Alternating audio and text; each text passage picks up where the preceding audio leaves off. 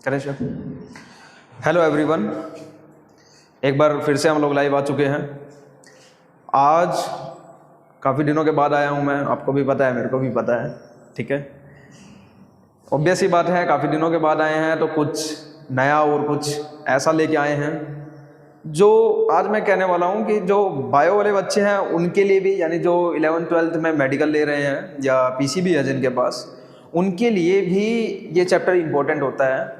और जो बच्चे पीसीएम वाले हैं यानी नॉन मेडिकल वाले हैं उनके लिए भी इम्पोर्टेंट है। देखो, क्वेरी सभी के रहती है, हमने तो बहुत बार सुना है, कई बार हम मैथ के टीचर के पास बैठ जाएं या मैथ के स्टूडेंट जो रहते हैं उनको भी इन चीज़ों से, क्योंकि नॉर्मल सी बात है हमारे इंडिया के अंदर सबसे बड़ी कमी क्या है कि सेक्स एजुकेशन कहीं पे नहीं दिया जाता है। सेक्स एजुकेशन का मतलब क्या है कि फर्टिलाइजेशन प्रोसेस किस तरह हो रहा है, उसमें क्या आपको दिक्कत आने वाली है, या आपसे सेक्सुअल रिलेटेड बातें या आपके पेरेंट्स है या आपके टीचर है या कोई भी है, कोई भी बातें नहीं करता है। बच्चे क्या करते हैं, उसको किसी अलग अलग सोर्स से देखते हैं, अलग अलग सोर्स से जब उनको चीज़ें पता चलती है तो कंप्लीट इन्फॉर्मेशन उनके पास नहीं आती है, ठीक है। जितनी इन्फॉर्मेशन आनी चाहिए या जिस तरीके से उनको पता होना चाहिए, यही रीज़न है कि बच्चे गलत चीज़ों की तरफ ज़्यादा अट्रैक्ट होते हैं, ठीक है। मैं चीज़ों की बात करूँगा, स्टार्ट करूँगा। देखो, ये चैप्टर आपको बहुत सारी चीज़ें सिखाता है, ठीक है। हर एक चीज़ों के प्रति आपका सोचने का एक नज़रिया बताता है ये कि सोचना कैसे आपको, जैसे होता क्या है कि नॉर्मल अगर बात कर ली जाए रिप्रोडक्शन, तो आप भी जानते हो, मैं भी जानता हूँ कि आप लोगों के दिमाग में, पीसीबी वाले बच्चों को छोड़ के एम वालों की बात कर रहा हूँ मैं, क्योंकि पीसीबी वालों को तो पढ़ना ही है। एम वालों के दिमाग में किस तरह के आपकी जो आपको रिप्रोडक्शन से रिलेटेड जो आपका सोचने का क्राइटेरिया होता है वो आप भी जानते हो, ठीक है। थोड़ा सा नॉर्मल सी बात कर ली जाए अगर रिप्रोडक्शन से रिलेटेड क्लास में अगर, तो बच्चे बड़ा हंसते हैं, ठीक है। हालांकि क्वेरीज उनकी भी रहती है। अभी रिसेंट में मैं एक इंजीनियरिंग का स्टूडेंट था, वो मेरे से मिला और मिलने के बाद उसने मेरे से पूछा कि सर आप क्या पढ़ाते हैं। मैंने बताया बायो पढ़ाता हूँ मैं। तो वो बोला था सर मेरी कुछ क्वेरीज आप बताओ। तो वहीं से मेरे दिमाग में आया कि ये चीज़ कि आपके लिए चाहे एम वाला बच्चा हो चाहे बी वाला हो, सभी के लिए ये इंपॉर्टेंट है। उसकी बहुत सारी क्वेरीज थी, लगभग उसने आधा घंटा मेरे से लिया और आधा घंटा में उसने मेरे से सारी चीज़ें पूछी, ठीक है। जो भी उसको डाउट हुआ करता था या जो भी उसको समझ नहीं आता था, बता भी रहा था कि सर 10th के बाद नहीं पढ़ा तो अभी नहीं समझ में आता है। तो ये कोई शर्माने वाली बात नहीं है, चीज़ें आपको सबको पता होनी चाहिए, ठीक है। तो ज़्यादा टाइम वेस्ट ना करते हुए बता दिया मैंने आपको। मैं इस चैप्टर को स्टार्ट करूँगा, ह्यूमन रिप्रोडक्शन, जो कि क्लास 12th का एक चैप्टर है, ठीक है। अभी ये पुरानी एनसीईआरटी के हिसाब से, यानी जो 23 वाली एनसीईआरटी है या 22 वाली एनसीईआरटी है, उसमें ये चैप्टर नंबर 3 है। वहीं बात करें अगर जो अभी न्यू एनसीईआरटी का जो एडिशन आया है, जो नया अभी छपा है, नया प्रिंट हुआ है, इसके अंदर ये चैप्टर नंबर 2 है, क्योंकि वहाँ से एक चैप्टर हट गया है ना। वहाँ पे पहले sexual reproduction in flowering plants दिया हुआ है, देन ह्यूमन रिप्रोडक्शन दिया हुआ है। देखो, इस चैप्टर में ह्यूमन रिप्रोडक्शन में आपको हर चीज़ के बारे में बताया जाएगा, हर चीज़, जैसे कि पूरे के पूरे मेल रिप्रोडक्टिव स्ट्रक्चर के बारे में बताया जाएगा, पूरे के पूरे फीमेल रिप्रोडक्टिव स्ट्रक्चर के बारे में बताया जाएगा, फर्टिलाइजेशन का प्रोसेस हो कैसे रहा है ये बताया जाएगा, पार्चुरेशन कैसे होता है, लैक्टेशन कैसे होता है, मेंस्ट्रुअल साइकिल कैसे कैसे चल रहा होता है फीमेल्स के अंदर, ये सारी चीज़ें आपको इस चैप्टर के अंदर बताया जाएगी। यानी कहने का मतलब, और भी साथ साथ मैं बात करूँ तो इस चैप्टर में आपको वो डेली लाइफ में ऐसी प्रॉब्लम जिनसे आप लोग जूझ रहे हो या जिनसे आप लोग कहीं ना कहीं इंटरेक्ट होते हो, उन सभी प्रॉब्लम, सेक्सुअल रिलेटेड प्रॉब्लम की भी मैं इस चैप्टर में बात करूंगा। बड़ा इंपॉर्टेंट होने वाला है चैप्टर, चीज़ें आपको सबको समझ में आएगी, ऑब्वियस ही बात है। मैं देखो चैप्टर में कुछ चीज़ें जो मैं पढ़ाने वाला हूँ उसकी मैं बात करता हूँ। क्या पढ़ाने वाला हूँ मैं, 3 इवेंट्स की बात करूँगा इसमें। जैसे मैंने sexual reproduction in flowering plants की भी वीडियो डाली थी, वहाँ पे मैंने प्लांट्स के अंदर पूरा रिप्रोडक्शन बताया था। यहाँ मैं ह्यूमन बींग्स के अंदर या एनिमल्स के अंदर ह्यूमन रिप्रोडक्शन पूरा बता रहा हूँ, ठीक है। अगर इसके अंदर हम बात करें, पहले हम पढ़ेंगे इसमें प्री फर्टिलाइजेशन इवेंट्स के बारे में। Pre fertilization events. अब कई बच्चों को यहाँ पे याद आ गया होगा sexual reproduction in flowering plants, क्योंकि वहीं पे इवेंट्स की बात होती है, यहाँ पे लिखा हुआ नहीं होता है। देखो, कभी भी रिप्रोडक्शन होता है तो उसके अंदर 3 इवेंट्स आते हैं। पहला इवेंट्स होता है जो पहली घटना होती है, कह सकते हो आप, इवेंट्स का मतलब आप समझ ही रहे हो, तो वो प्री फर्टिलाइजेशन इवेंट्स होता है। देन अगर हम बात करें फर्टिलाइजेशन होता है, और देन अगर हम बात करें पोस्ट फर्टिलाइजेशन इवेंट्स होता है। अब मैं बात करूं प्री फर्टिलाइजेशन इवेंट्स में हम यहाँ क्या क्या पढ़ने वाले हैं, तो सबसे पहले नंबर पे जो आज की वीडियो में कंप्लीट होने वाला है पूरा, वो हम पढ़ने वाले हैं मेल रिप्रोडक्टिव स्ट्रक्चर के बारे में। मेल रिप्रोडक्टिव स्ट्रक्चर, ठीक है। दूसरा जो हम इसमें पढ़ने वाले हैं वो हम पढ़ने वाले हैं फीमेल रिप्रोडक्टिव स्ट्रक्चर के बारे में।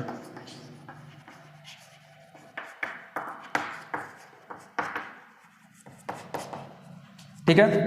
थर्ड जो हम पढ़ने वाले हैं जो कि प्री फर्टिलाइजेशन इवेंट्स में ही आता है, वो थर्ड क्या चीज़ है, ये है गैमेटोजेनेसिस। क्या चीज़? गैमेटोजेनेसिस। गैमेटोजेनेसिस में जो गैमेटो वर्ड होता है इसका मतलब होता है गैमिट, और जेनेसिस जो वर्ड होता है इसका मतलब होता है फॉर्मेशन। ठीक है। गैमेटोजेनेसिस की भी अगर हम बात करें तो फर्दर इसको दो भागों में डिवाइड किया जा सकता है। मैं इसको नीचे लिखता हूँ इधर। ठीक है। दो भाग कौन कौन से इसमें? एक हो सकता है इसमें स्पर्मेटोजेनेसिस। स्पर्मेटोजेनेसिस, देखो मैं ये चीज़ गारंटी के साथ बोल रहा हूँ आपको, ये वीडियो देखने के बाद अगर आप इसको थोड़ा सा टाइम लगा के अच्छे से देख लेते हो, नॉर्मल सी बात है, जब चीज़ें आपको ब्रीफली बताई जाएगी तो वीडियो लेंथी ज़रूर होगी। एक बार अगर आप इस वीडियो को देख लोगे तो जितने भी बच्चे हैं उनको कोई भी डाउट नहीं रहेगा, चाहे वो बी का बच्चा हो, पीसीबी वाला बच्चा हो, मेडिकल वाला, चाहे वो नॉन मेडिकल वाला बच्चा हो, जिनकी क्वेरीज रहती है इन चीज़ों से लेके, किसी का भी कोई भी डाउट नहीं रहेगा, ये गारंटी है मेरी। ठीक है। साथ ही हम पीसीबी वाले बच्चों की बात करें, उनके लिए क्या क्वेश्चन यहाँ से अराइज होते हैं, किस तरह के क्वेश्चन पूछते हैं, मैं आपको बता दूं नीट के अंदर भी हर साल 4 से 5 क्वेश्चन इसमें पूछा जाता है। नीट के अंदर 4 से 5 क्वेश्चन इस चैप्टर से, कम ज़्यादा हो सकता है, कोई बड़ी बात नहीं है। 4 से 5 क्वेश्चन होना एक चैप्टर से बहुत बड़ी बात होती है। 4 से 5 क्वेश्चन मतलब आपको 16 से 20 नंबर सिर्फ एक चैप्टर को करने से आ रहे हैं। ठीक है।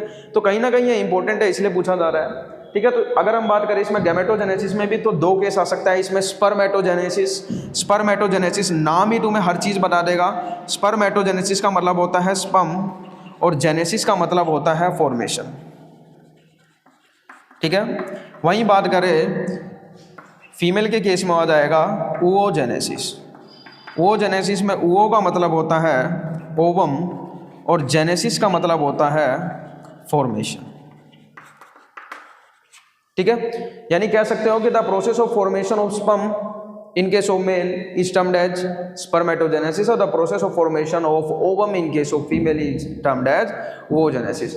देखो बात करें अगर हम, गैमेट्स स्पर्म है मेल के अंदर और ओवम है फीमेल के अंदर, इसलिए इन दोनों को कंबाइन मिला के हम बोल रहे हैं गैमेटोजेनेसिस, जहां पे जेनेसिस वर्ड का हमेशा मतलब बायो के अंदर क्या होता है, फॉर्मेशन होता है। तो ये हो गया प्री फर्टिलाइजेशन इवेंट्स जो हम पढ़ने वाले हैं। नेक्स्ट जो स्टेप है, अभी यहाँ देखो आप लोग, गैमेट्स बन चुका है, स्पर्म बन चुका है, ओवम बन चुका है, तो नेक्स्ट जो स्टेप रहेगा इसके अंदर वो कौन सा स्टेप रहेगा, वो रहेगा फर्टिलाइजेशन का। ठीक है। क्या रहेगा? फर्टिलाइजेशन। फर्टिलाइजेशन क्या, ये जो स्पर्म बना है यहाँ पे मेल के अंदर और फीमेल के अंदर जो ओवम बना है वो क्या करेंगे, आपस में फ्यूज करेंगे। तो the process is termed as fertilization. Fertilization आप लोग क्या लिख सकते हो, fusion of sperm and ovum, क्योंकि हमारे केस में जो मेल गैमेट है वो स्पर्म है और जो फीमेल गैमेट है वो क्या है, ओवम है। तो this process is known as fertilization. Clear है। नेक्स्ट अगर हम बात करें थर्ड स्टेप, अगर हम इसके अंदर बात करें, थर्ड जो चीज़ है ये हमने पढ़ लिया प्री फर्टिलाइजेशन इवेंट्स, या आप हेडिंग डाल सकते हो यहाँ पे इवेंट्स ऑफ सेक्सुअल रिप्रोडक्शन। ये मैं पहले पढ़ा चुका था। ठीक है। Sexual reproduction in flowering plants के अंदर, किसी भी सेक्सुअल रिप्रोडक्शन के अंदर ये इवेंट्स होते ही होते हैं। ठीक है। Events of sexual reproduction, pre fertilization events हो गया, फर्टिलाइजेशन इवेंट्स हो गया। नेक्स्ट जो स्टेप आता है वो पोस्ट फर्टिलाइजेशन इवेंट्स। क्या आता है? Post fertilization events. ठीक है। पोस्ट फर्टिलाइजेशन इवेंट्स के अंदर क्या आएगा अगर हम बात करें तो इसके अंदर हम पढ़ेंगे सबसे पहले नंबर पे इम्प्लांटेशन के बारे में। अब क्या होता है इम्प्लांटेशन? देखो जो स्पर्म और ओवम का फ्यूजन होता है ये होता है फैलोपियन ट्यूब के अंदर, फैलोपियन ट्यूब के एम्प्यूलर रीजन में, जो नीट काफ़ी बार पूछ चुका है। ठीक है। क्लियर है। यानी कहने का मतलब स्पर्म और ओवम का जब फ्यूजन हो जाएगा, आप इधर से समझ सकते हो थोड़ा सा। ठीक है।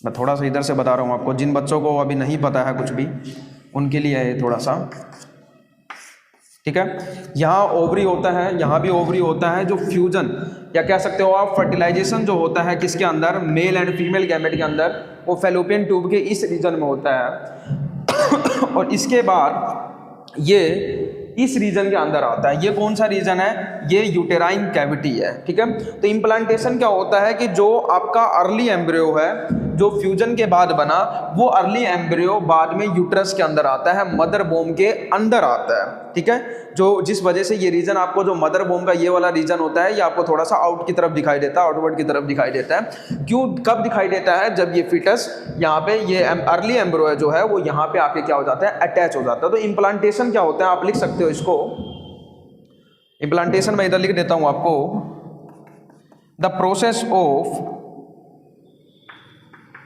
या डेफिनेशन नहीं लिखते अभी, शॉर्ट फॉर्म में लिख देते हैं डेफिनेशन, जब ये चैप्टर टॉपिक पढ़ाएंगे तभी लिख देंगे, ठीक है। अटैचमेंट ऑफ, क्या चीज अटैच हो रहा है यहाँ पे, early embryo, attachment of early embryo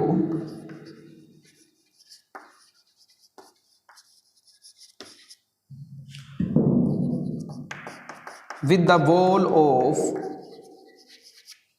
uterus. Uterus की जो इनर वॉल होती है एंडोमेट्रियम वाली, यहाँ पे जो ये अंडर वाली वॉल है, इस लेयर के साथ आके, असल में यूट्रस की 3 लेयर होती है, इस चैप्टर में आगे बात करेंगे हम लोग, ठीक है। तो उसके साथ आप सिंपल समझो, यहाँ से यहाँ आ जाना, ठीक है। स्पर्म और ओवम का फ्यूजन हुआ यहाँ पे, असल में होता क्या है, इस रीजन से स्पर्म एंटर करता है और एंटर करने के बाद इस रीजन में जाता है, ठीक है। और इस रीजन में फ्यूजन होने के बाद ये पूरा का पूरा जो एम्ब्रियो है या अर्ली एम्ब्रियो, ये यहाँ पे आएगा।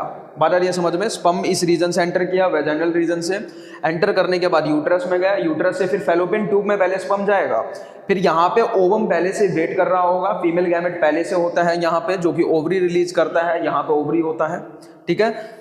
और फिर यहाँ पे फ्यूजन होएगा और फ्यूजन होने के बाद ये सारा का सारा जो स्पर्म और ओवम का फ्यूजन होने के बाद जो जायगोट बना और अर्ली एम्ब्रियो, ये यहाँ पे आ जाएगा। तो इस प्रोसेस को हम लोग बोलते हैं इम्प्लांटेशन, ठीक है। क्लियर है। इम्प्लांटेशन के बाद हम लोग क्या पढ़ेंगे इसमें, गेस्टेशन पीरियड पढ़ेंगे। क्या पढ़ेंगे, गेस्टेशन पीरियड। गेस्टेशन पीरियड क्या होता है, आप सिंपल इसको समझ सकते हो, प्रेगनेंसी पीरियड, ठीक है। यानी जो 9 मंथ तक जो प्रेगनेंसी रहती है, उस पीरियड को हम लोग बोलते हैं प्रेगनेंसी पीरियड या गेस्टेशन पीरियड, ठीक है। पहला हम इम्प्लांटेशन पढ़ेंगे, दूसरा गेस्टेशन पीरियड पढ़ेंगे। पूरा जो चैप्टर का ओवरव्यू है मैं आपको दे रहा हूँ यहीं पे। नेक्स्ट अगर हम इसमें पढ़ेंगे तो वो क्या पढ़ेंगे, पार्चुरेशन। पार्चुरेशन, पार्चुरेशन क्या होता है, पार्चुरेशन का मतलब होता है डिलीवरी ऑफ बेबी। जब बेबी कंप्लीटली डेवलप हो जाता है, फीटस कंप्लीटली डेवलप हो जाता है, तो क्या होता है, उसको आप बाहर निकलना है, तो उस कंडीशन को हम लोग बोलते हैं पार्चुरेशन, या जिसको आप लोग बोलते हो डिलीवरी ऑफ बेबी। तो ये सभी इवेंट्स है, मैं बता रहा हूँ आपको। अगर आप इसको ध्यान से समझो तो यहाँ से भी एक क्वेश्चन बन सकता है, जैसे आपसे पूछा जा सकता है कि पार्चुरेशन क्या होता है। हालांकि बोर्ड के अंदर भी ऐसे क्वेश्चन पूछते हैं कि what is parturition, what is gestation period and what is implantation, इस तरह के क्वेश्चन बोर्ड में भी आते हैं, नीट में भी आते हैं। बस अभी आपको डेफिनेशन नहीं लिखवाया, चीज़ें तो सारी आपको बता ही दी गई। यानी कहीं ना कहीं इस बोर्ड से भी एक क्वेश्चन बन रहा है, ठीक है। कैसे बन रहा है आप देख रहे हो। इम्प्लांटेशन, आपको मतलब पता होना चाहिए कि इम्प्लांटेशन है क्या चीज़, पार्चुरेशन है क्या चीज़, गेस्टेशन पीरियड है क्या चीज़, गैमेटोजेनेसिस क्या है, स्पर्मेटोजेनेसिस क्या है, ओजेनेसिस में डिफरेंस क्या है, सब बोर्ड पे आपके क्लियर है, सारी चीज़ आपको लिखा हुआ है, ठीक है। ओवरव्यू पूरा मैंने इस चैप्टर का दे दिया जो हम इस चैप्टर में पढ़ने वाले हैं। 1-2 टॉपिक और है जो इस चैप्टर में हम पढ़ने वाले हैं। मैं अगर बात करूं तो, जैसे कि इसका एक बार स्क्रीनशॉट ले लो, मैं साइड हो रहा हूं, वहां जगह बची हुई है, मैं यहीं लिख देता हूं, ठीक है। 4th नंबर पे अगर हम बात करें तो एक और इवेंट्स है जो फीमेल के अंदर होता है, मेल्स के अंदर नहीं होता है। वो इवेंट्स कौन सा है, वो है मेंस्ट्रुअल साइकिल।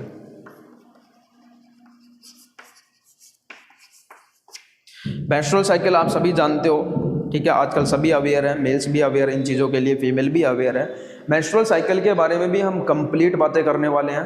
क्या उस टाइम आपको प्रिकॉशन रखना चाहिए, क्या उस टाइम आपको करना चाहिए, इन सब चीज़ों के बारे में। मेंस्ट्रुअल साइकिल अगर एबनॉर्मल तरीके से आ रही है या नॉर्मल तरीके से आ रही है, हर केस की हम बात करेंगे कि एबनॉर्मल केस में अगर आ रही है तो किस चीज़ की वजह से वो आ रही है, किसकी कमी की वजह से आ रही है, आपको क्या करना चाहिए, कैसे उसको बचाव करना चाहिए, उन सब चीज़ों के बारे में हम इसमें बात करेंगे। ठीक है, एक चीज़ और हम पढ़ने वाले हैं, वो है लैक्टेशन पीरियड के बारे में। यहाँ लिख देता हूँ मैं, ये पार्चुरेशन हो गया। पार्चुरेशन के बाद ये पोस्ट फर्टिलाइजेशन में हम पढ़ेंगे लैक्टेशन।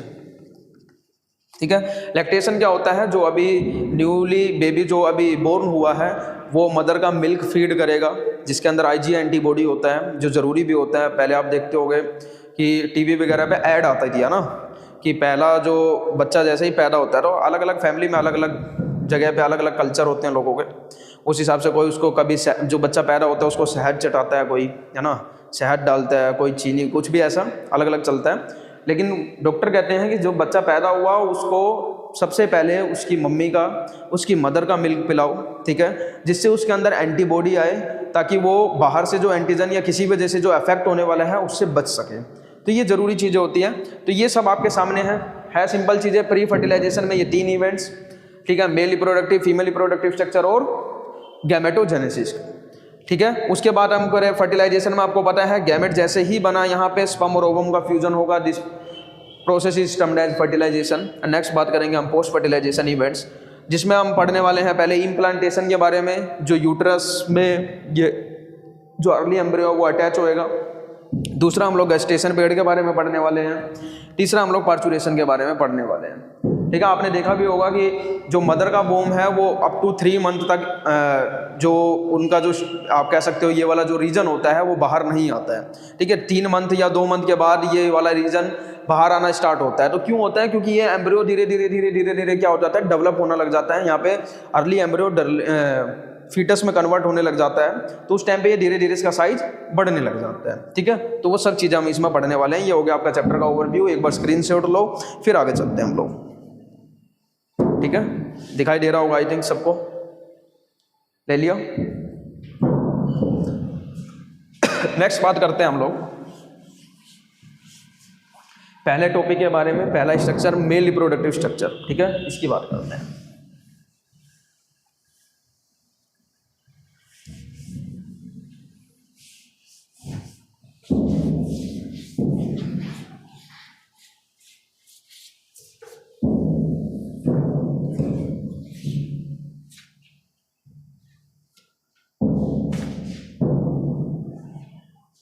देखो, फर्स्ट जो टॉपिक पढ़ने वाले हैं हम, क्या पढ़ने वाले हैं? मेल रिप्रोडक्टिव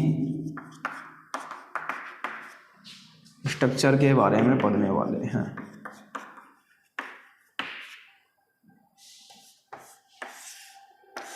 मैं एक डायग्राम बनाता हूँ अभी मेल रिप्रोडक्टिव स्ट्रक्चर का, जो कि एनसीईआरटी में भी गिवन है। उस डायग्राम से मैं आपको सारी चीज़ें समझाने वाला हूँ, इसमें सब आपको समझ भी आएगा।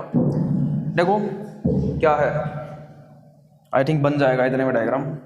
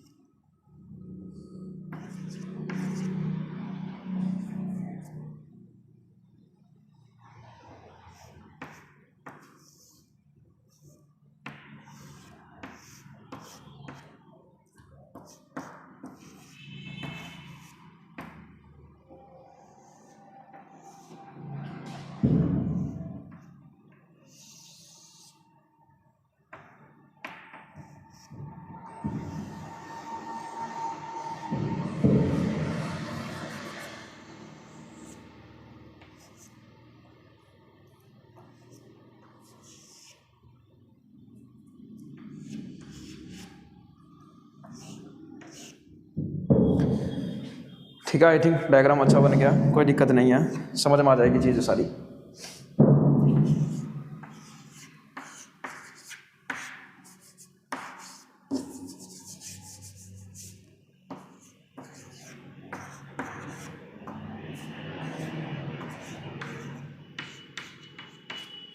ठीक है, ये आपके केस में मेल रिप्रोडक्टिव स्ट्रक्चर, किसके अंदर? मेल के अंदर।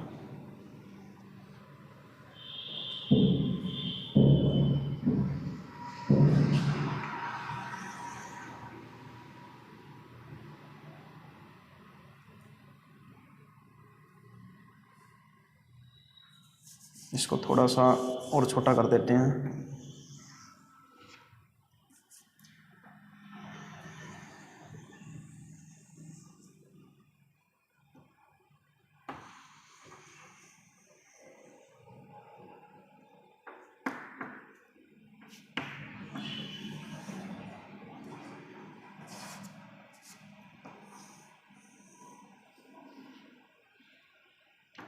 अब ठीक है,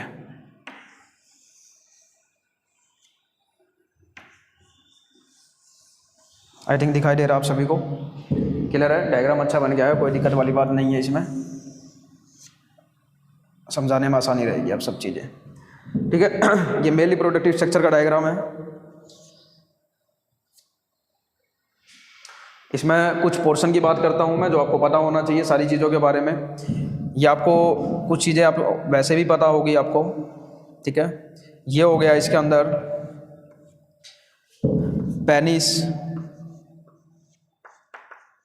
ठीक है, ये हो गया इसका, ये जो बल्ज पार्ट है इसको कहते हैं ग्लांस ऑफ पेनिस।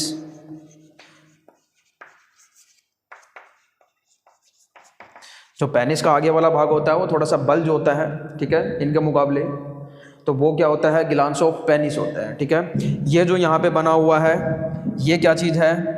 ये बना हुआ है टेस्टिस।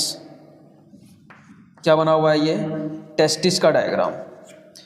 ठीक है, ये टेस्टिस का ही एक पार्ट है जिसको हम इपिडिडाइमिस बोलते हैं। टेस्टिस का नहीं है, मतलब टेस्टिस से अटैच होता है ये ऐसे ऊपर, इसको हम बोलते हैं इपिडिडाइमिस। ठीक है, सब चीज़ें मेंशन है, मैं सारी चीज़ें बता दे रहा हूँ आपको। ठीक है, अच्छा, ये वाली बात करें, ये जो ट्यूब इधर की तरफ आ रही है इसको हम लोग बोलते हैं पेनाइल यूरेथ्रा। क्या बोलते हैं इसको? इसको थोड़ा ऐसे करते हैं, ये पेनिस के अंदर जो यूरेथ्रा का रीजन होता है, ये पेनिस है और इस पेनिस के अंदर यूरेथ्रा का ये वाला जो रीजन आ रहा है इसको हम लोग बोलते हैं पेनाइल यूरेथ्रा।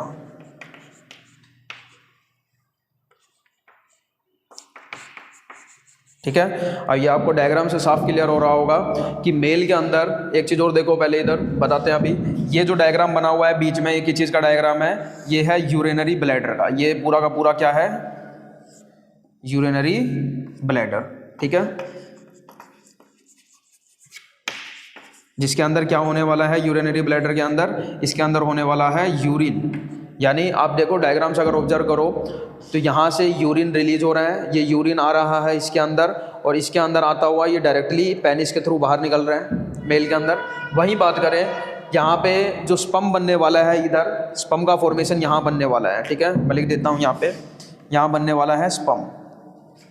ये जो स्पर्म बनने वाला है यहाँ पे, ये स्पर्म भी इस रास्ते से होते हुए दोबारा आ रहा है इसी रास्ते में, और यहाँ से दोबारा पेनाइल यूरेथ्रा से बाहर निकल रहा है। यानी कहने का मतलब ये है कि मेल के केस में जो रास्ता यूरिन निकलने के लिए होता है वही रास्ता स्पर्म निकलने के लिए भी होता है। हालांकि फीमेल के केस में अलग होता है, जो यूरिन के लिए ओपनिंग होती है वो अलग होती है, और जो गैमेट के लिए जो ओपनिंग होती है जिससे गैमेट जाता है बॉडी के अंदर, वो अलग होती है। ठीक है, क्लियर है ये चीज़ें? अच्छा, बात करें तो ये जो यहाँ पे लीफ लाइक स्ट्रक्चर बना हुआ है, ये क्या चीज़ है?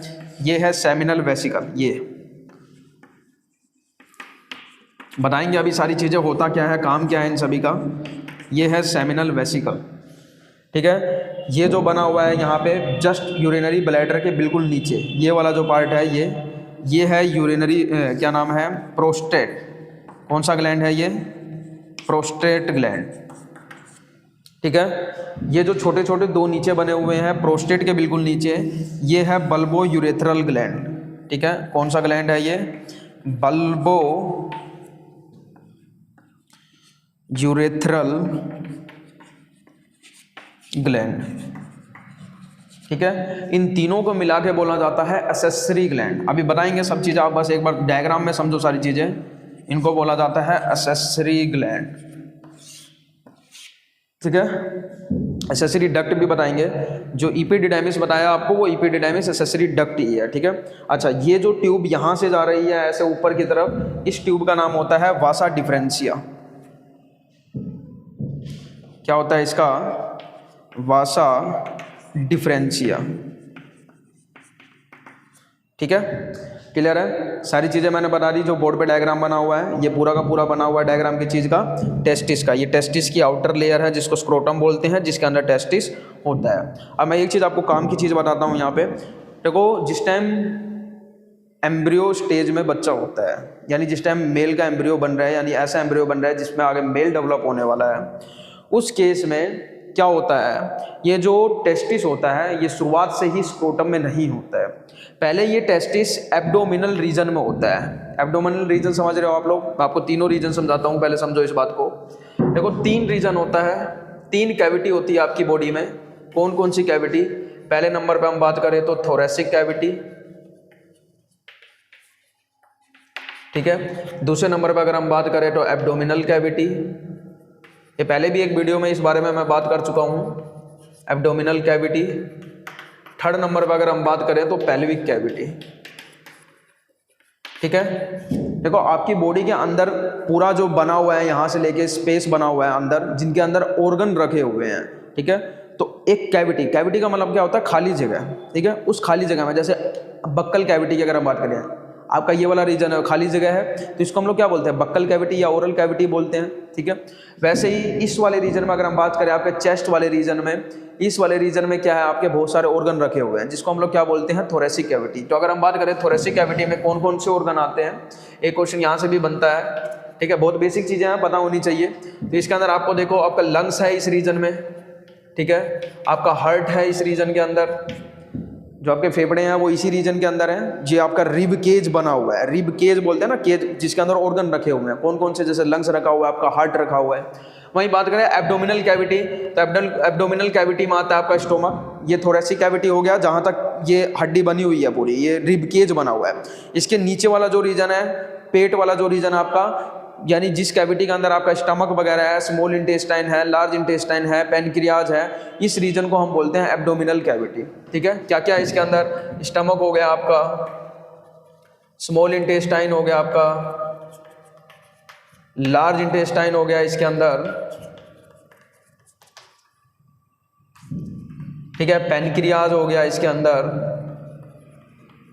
ये सब इसके अंदर आता है। आपको मैंने जब बताया भी होगा शायद, जो रेस्पिरेशन इन ऑर्गेनिज्म वाले breathing and exchange of gases में मैंने बताया था कि जो आपका थोरेसिक कैविटी होता है और जो आपका एब्डोमिनल कैविटी होता है, इन दोनों के बीच में जो सेपरेशन लेके आता है, जो इन दोनों कैविटी को एक दूसरे से सेपरेट करता है, वो डायाफ्राम होता है। ठीक है, डायाफ्राम ही क्या करता है? इन दोनों को डिफरेंशिएट करता है। आप ऐसे भी समझ सकते हो, ये देखो आपका इस वाले रीजन में जहाँ तक हड्डियाँ बनी हुई है वो थोरेसिक कैविटी है, जिसके अंदर लंग्स हो गए, आपके हार्ट हो गए। ठीक है, वहीं एब्डोमिनल कैविटी की बात करें तो उसमें stomach, small intestine, large intestine, pancreas सब इस रीजन में आते हैं। थर्ड अगर हम बात करें पेल्विक कैविटी की, तो जितने भी आप बात कर सकते हो सेक्स ऑर्गन की बात कर सकते हो या गोनेड्स की बात कर सकते हो आप डायरेक्ट। गोनेड्स क्या होता है? गोनेड्स का मतलब होता है ऐसे ऑर्गन जो कि क्या बनाने वाले हैं? गैमेट फॉर्मेशन करने वाले हैं। गोनेड्स क्या होता है? Gamete formation, gamete forming organ. ठीक है, जिनके अंदर गैमेट बनने वाले हैं उसको हम लोग बोलते हैं गोनेड्स, या इसको हम प्राइमरी सेक्स ऑर्गन भी बोलते हैं। अभी बताएंगे आपको प्राइमरी सेक्स ऑर्गन क्या होता है, सेकेंडरी सेक्स ऑर्गन क्या होता है। गोनेड्स कई बार लिख के दिया होता है आपको, ठीक है, क्वेश्चन में डायरेक्ट। गोनेड्स क्या होता है? 2 है गोनेड्स। मेल के अंदर अगर हम बात करें तो मेल के अंदर है टेस्टिस, ठीक है, और फीमेल के अंदर अगर हम बात करें तो फीमेल के अंदर क्या चीज़ है? ओवरी। ये जो टेस्टिस है इसको हम गोनेड्स भी बोलेंगे, इसको प्राइमरी सेक्स ऑर्गन भी बोलेंगे। ठीक है, अभी बताएंगे आपको थोड़ी देर में ही प्राइमरी सेक्स ऑर्गन और सेकेंडरी सेक्स ऑर्गन में क्या डिफरेंस है। तो ये कुछ चीज़ें हैं जो मैंने आपको लिखी। यानी अगर आपसे पूछा जाए पहला ही क्वेश्चन कि testis is located in which cavity, पहला ऑप्शन आपके पास दिया जाए thoracic cavity, abdominal cavity, third option pelvic cavity, तो आपको पता होना चाहिए कि जितने भी गोनेड्स होते हैं वो कौन से रीजन में होते हैं? वो पेल्विक कैविटी के अंदर होते हैं। अब मैं बता ये रहा था आपको कि ये जो टेस्टिस आपको यहाँ पे दिखाई दे रहा है, ठीक है, इस वाले रीजन में, इस रीजन में जो टेस्टिस है आपका, ये बर्थ टाइम से ही यहाँ नहीं है, मतलब बर्थ टाइम से यानी बिफोर बर्थ यहाँ नहीं होता है, ड्यूरिंग द पार्चुरेशन, ठीक है, उस टाइम पे क्या होता है, ये टेस्टिस आपके एब्डोमेन से होते हुए इस कैविटी के अंदर आता है। यानी पहले ये आपके पेट वाले रीजन में होता है, पेट के अंदर नहीं बोल रहा हूँ मैं, पेट वाले रीजन बोल रहा हूँ मैं, यानी कहने का मतलब कि आपके पेल्विक कैविटी के अंदर होता है, ठीक है। उसके बाद अगर हम बात करें एब्डोमिनल कैविटी के अंदर होता है, उसके बाद अगर हम बात करें ये आफ्टर बर्थ कहाँ आ जाता है, ये आपके पेल्विक कैविटी के अंदर आ जाता है। तो ये चीज़ आपको समझनी चाहिए, ठीक है। यहाँ एक स्पेशल रास्ता होता है इंगुइनल कैनाल जिसको हम बोलते हैं, अभी आपके काम की चीज़ नहीं है, ठीक है, तो उसके द्वारा ये आता है। आगे आप पढ़ोगे MBBS वगैरह में, BMS वगैरह में, तो उधर आपको बताया जाता है सारी चीज़ें, ठीक है। तो ये कुछ चीज़ें थी, बेसिक चीज़ें तो आपको पता होना चाहिए। मैं डायग्राम को रफ नहीं कर रहा हूँ, एक बार आप लोग स्क्रीनशॉट लो, फिर मैं बताता हूँ आपको और भी सारी चीज़ें।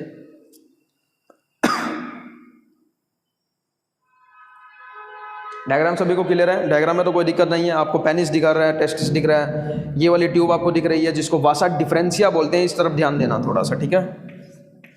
डिफरेंशिया, एक बार और वर्ड आएगा वासा डिफरेंशिया। अभी मैं आपको सेक्स ऑर्गन के बारे में बताता हूँ, फिर आपको सारी चीज़ें समझ में आएगी। मैं इधर ही लिखता हूँ, इस डायग्राम को रफ नहीं कर रहा हूँ, अभी स्क्रीनशॉट ले लो आप सभी, ठीक है। इन चीज़ों को मैं रफ कर रहा हूँ, जहाँ पे मैंने सेमिनल वेसिकल प्रोस्टेट ये सब लिखा हुआ है, ठीक है। ऊपर वाली जगह खाली हटाते हैं, इसको यूज करेंगे इसको अभी। देखो क्या चीजें हैं, अगर हम बात करें स्पर्म का जो फॉर्मेशन होता है वो इस रीजन में होता है, ठीक है। और फिर उसके बाद स्पर्म इसके अंदर आ रहा है जिसको वासा डिफरेंशिया बोल रहे हैं। फिर उसके बाद यहाँ से कुछ सिक्रीशन है, यहाँ पे देखो ध्यान दो, एनसीईआरटी में इसको मेंशन करके भी दिया हुआ है। देखो यहाँ पे ध्यान दो, तो ये वाली लाइन जो आ रही है वो भी मिल रही है, और यहाँ से जो सिक्रीशन हो रहा है इसको हम सेमिनल वेसिकल बोल रहे हैं। सेमिनल वेसिकल का सिक्रीशन वो दोनों यहाँ पे आ रहा है, इसको हम बोलते हैं इजैकुलेटरी डक्ट। क्या बोलते हैं हम इसको? इजैकुलेटरी डक्ट, ठीक है। इस वाले रीजन पे ध्यान दो, ये आपका इजैकुलेटरी डक्ट वाला रीजन है, ठीक है।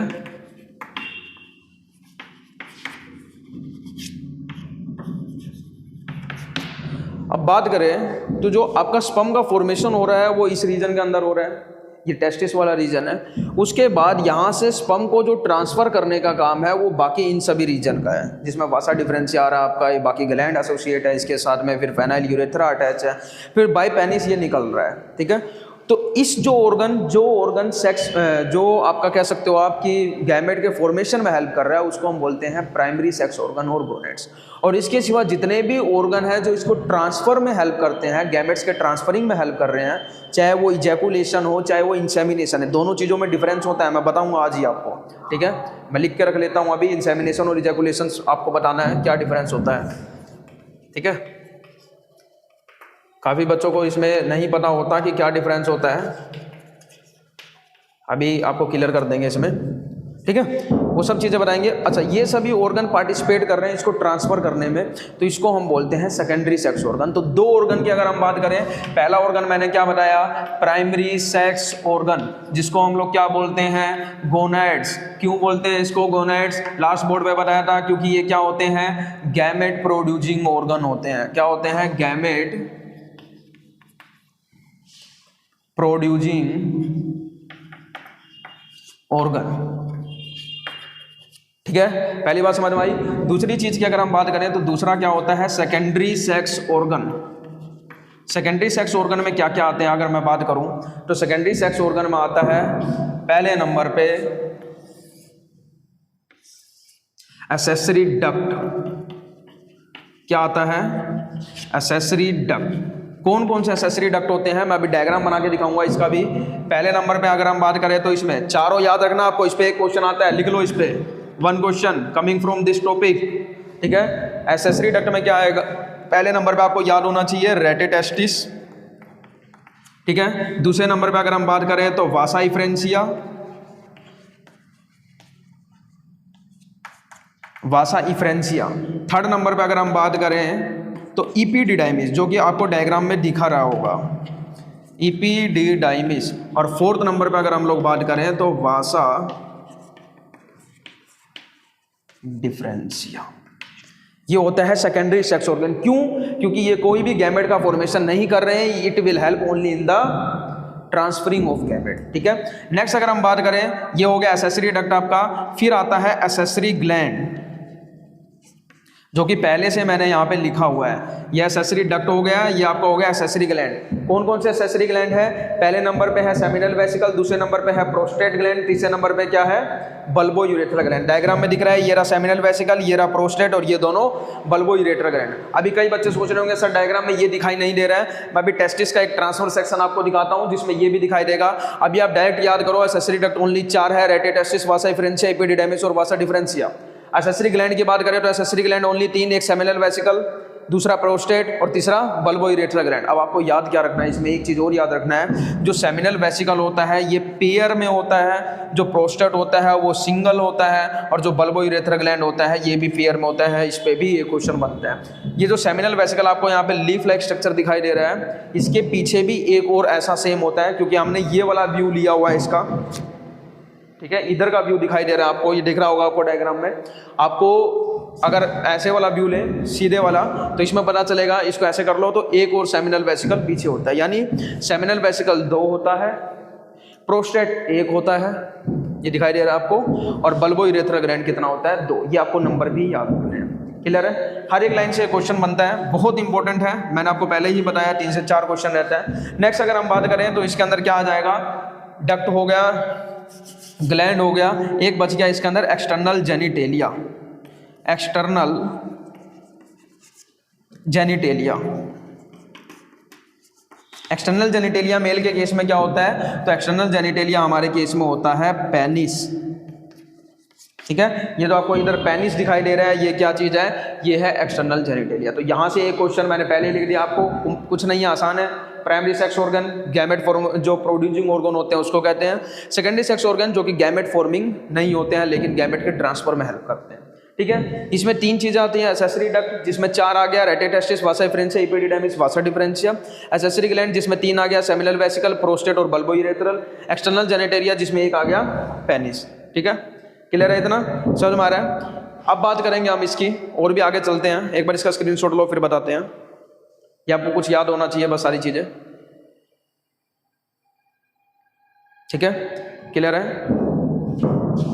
देखो, मैं बात कर रहा था इसकी एसेसरी डक्ट में, तो मैं इसका एक डायग्राम बना रहा हूँ इधर, आपको इससे समझ में आ जाएगा। इधर बनाते हैं, ठीक है, क्योंकि इसको रफ करना नहीं मांगता, अभी नहीं मांगता ना, इधर बनाते हैं अभी।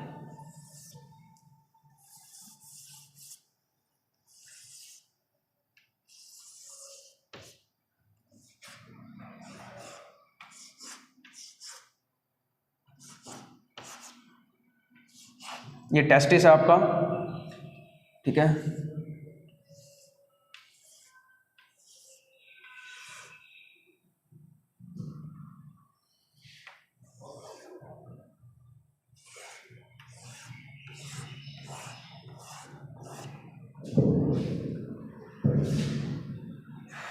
इसको रफ कर देते हैं, ऐसे सही रहेगा। ठीक है, आप ज़्यादा क्लियर रखिएगा। आपको इसके अंदर होता है सेमनीफेरस ट्यूब्यूल ऐसे।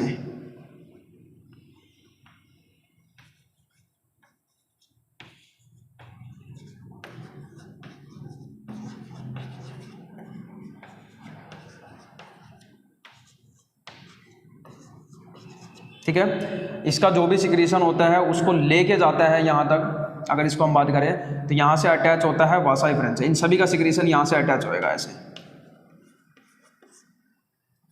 थोड़ा और बड़ा कर लेते हैं इसको।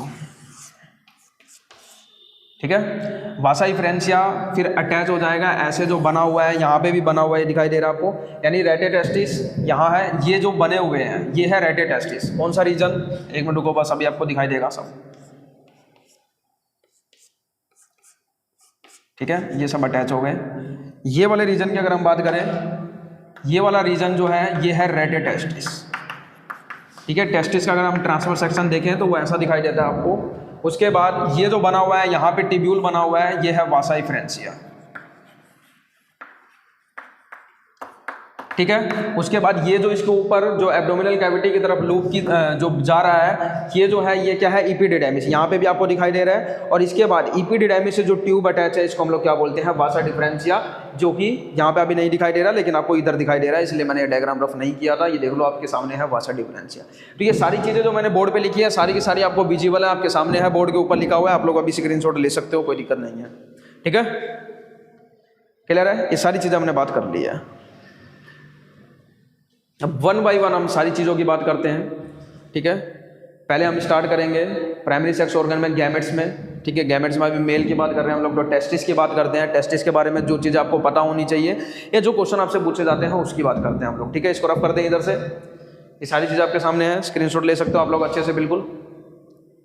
ठीक है,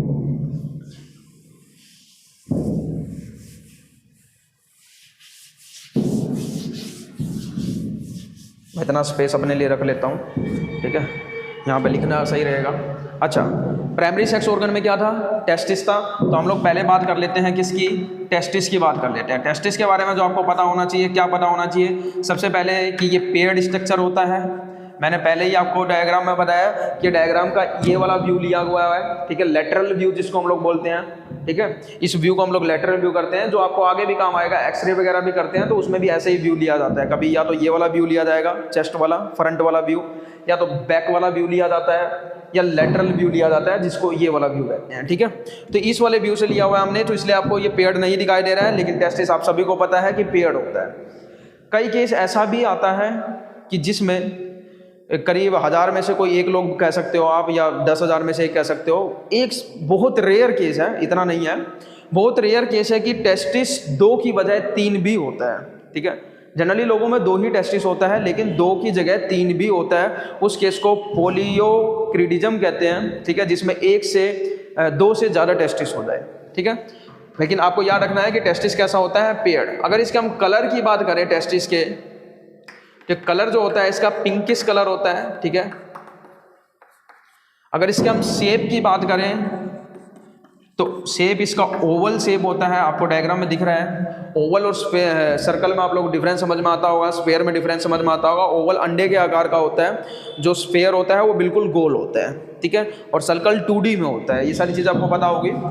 शेप की बात अगर हम बात करें तो और क्या, इसके लेंथ की अगर हम बात करें तो टेस्टिस की जो लेंथ होती है वो 4 से 5 सेंटीमीटर होती है। ठीक है, अगर इसकी हम इधर लेंथ की बात करें तो ये इसकी लेंथ कितनी होती है, 4 से 5 सेंटीमीटर। अगर हम ब्रेथ की बात करें इसकी, तो इसकी जो ब्रेथ होती है वो 2 से 3 सेंटीमीटर। ठीक है, अगर हम इधर ब्रेथ की बात करें इधर, तो ये कितने सेंटीमीटर होती है, 2 से 3 सेंटीमीटर। ठीक है, और बात कर लेते हैं हम टेस्टिस में। ठीक है, सारा कंप्लीट कर लेते हैं इसको। टेस्टिस के अंदर अगर हम बात करें तो टेस्टिस के अंदर बहुत सारे कंपार्टमेंट बने होते हैं। क्या बने होते हैं इसके अंदर, ईच टेस्टिस पोसेस, एक टेस्टिस के अंदर अगर हम बात करें तो इसके अंदर 250 कंपार्टमेंट होते हैं। ठीक है, ये जो आपको कंपार्टमेंट बने हुए दिखाई दे रहे हैं ऐसे करके, ठीक है, ऐसे टेस्टिस के अंदर कम से कम 250 कंपार्टमेंट होते हैं एक टेस्टिस के अंदर। ठीक है, वहाँ 5-7 बना के दिखाया मैंने, बहुत सारे। कितने होते हैं, 250 कंपार्टमेंट। अगर कंपार्टमेंट की बात करें तो इस कंपार्टमेंट में होता क्या है, तो इस कंपार्टमेंट के अंदर ही आपको ऐसा दिखाई दे रहा है, ये ऐसा बना हुआ। ठीक है, ये क्या होता है, ये होता है सेमिनिफेरस ट्यूब्यूल। क्या होता है ये, सेमिनिफेरस ट्यूब्यूल। तो कंपार्टमेंट के अंदर होता क्या है, compartment consist, compartment possess seminiferous tubule. Seminiferous tubule, कितने सेमिनिफेरस ट्यूब्यूल होते हैं, हर एक कंपार्टमेंट की बात करें तो इसमें 2 से 3 सेमिनिफेरस ट्यूब्यूल कम से कम एक कंपार्टमेंट के अंदर होता है। याद रखना, एक टेस्टिस के अंदर 250 कंपार्टमेंट, यानी 2 टेस्टिस की बात करें तो इसके अंदर कितना कंपार्टमेंट, 500। अगर एक टेस्टिस के अंदर अगर हम बात करें 2 से 3 सेमिनिफेरस ट्यूब्यूल है, यानी अगर हम 2 टेस्टिस की बात कर लेंगे तो कितना हो जाएगा, लगभग 1500 हो जाएगा। कैसे, क्योंकि एक के अंदर अगर 3 मान के चलते हैं, हम एवरेज 3 ले लेते हैं, तो 1 में 3 तो 250 में कितना हो जाएगा, 750 हो जाएगा। ठीक है, 2 की बात करेंगे तो 2 में 2 टेस्टिस में कितना हो जाएगा, लगभग 1500 सेमनीफेरस ट्यूब्यूल होता है। अब ये क्यों बता रहा हूँ मैं सेमनीफेरस ट्यूब्यूल के बारे में, क्योंकि इस सेमनीफेरस ट्यूब्यूल में जो सेल होती है वही सेल क्या करती है, वही सेल गैमेट का फॉर्मेशन करती है। तो क्या कहना चाह रहा हूँ मैं, समझो इस बात को। Seminiferous tubule is lined by 2 cell. Seminiferous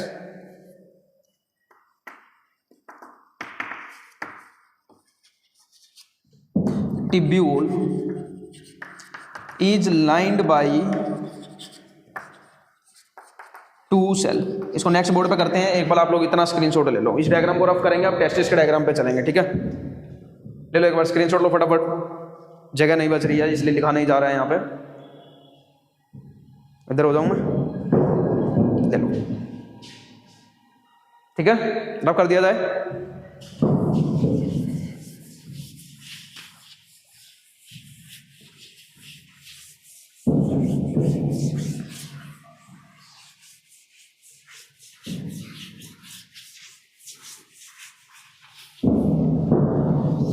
ये ऐसे रहने देते हैं। हाँ, मैं क्या लिखवा रहा था आपको,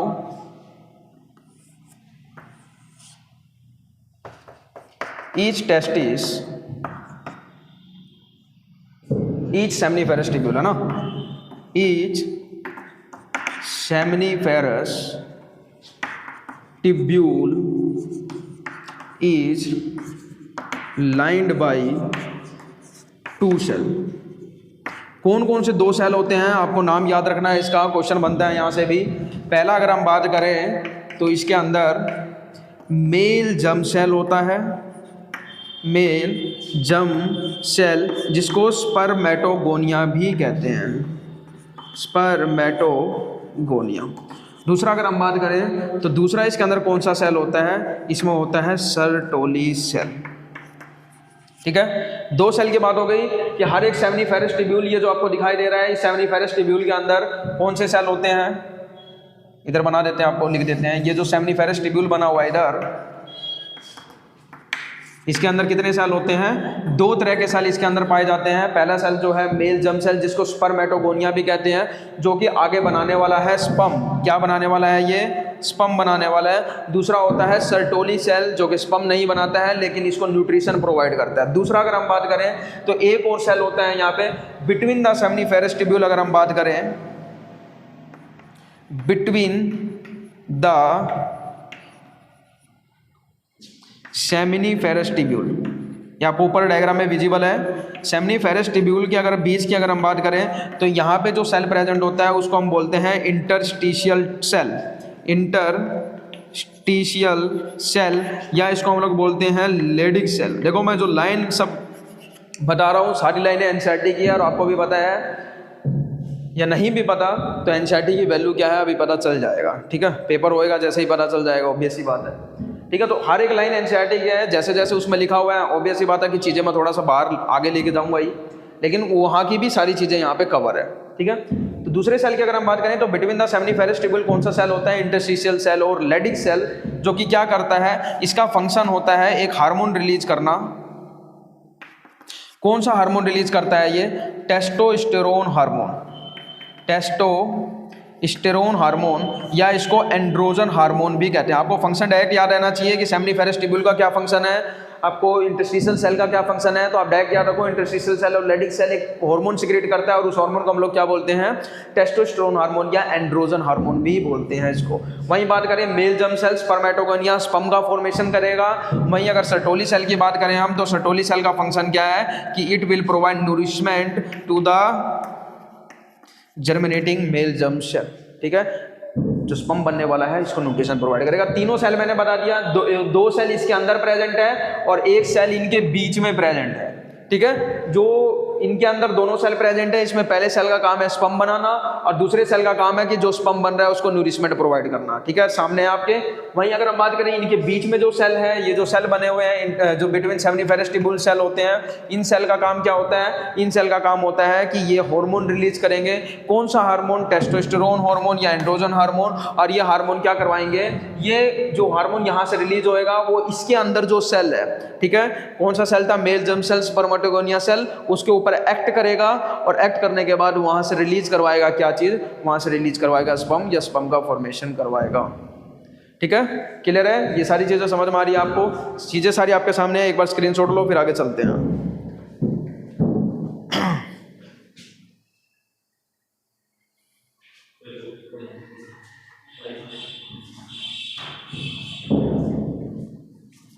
ठीक है, क्लियर है? इतना सारी चीज़ें सब आपके डायग्राम में विजिबल है आपको, सारी चीज़ें इतना आपको याद रखना है। अब मैं बताता हूँ आपको स्पर्म का फॉर्मेशन हो कैसे रहा है। देखो क्या होता है, सभी को पता है।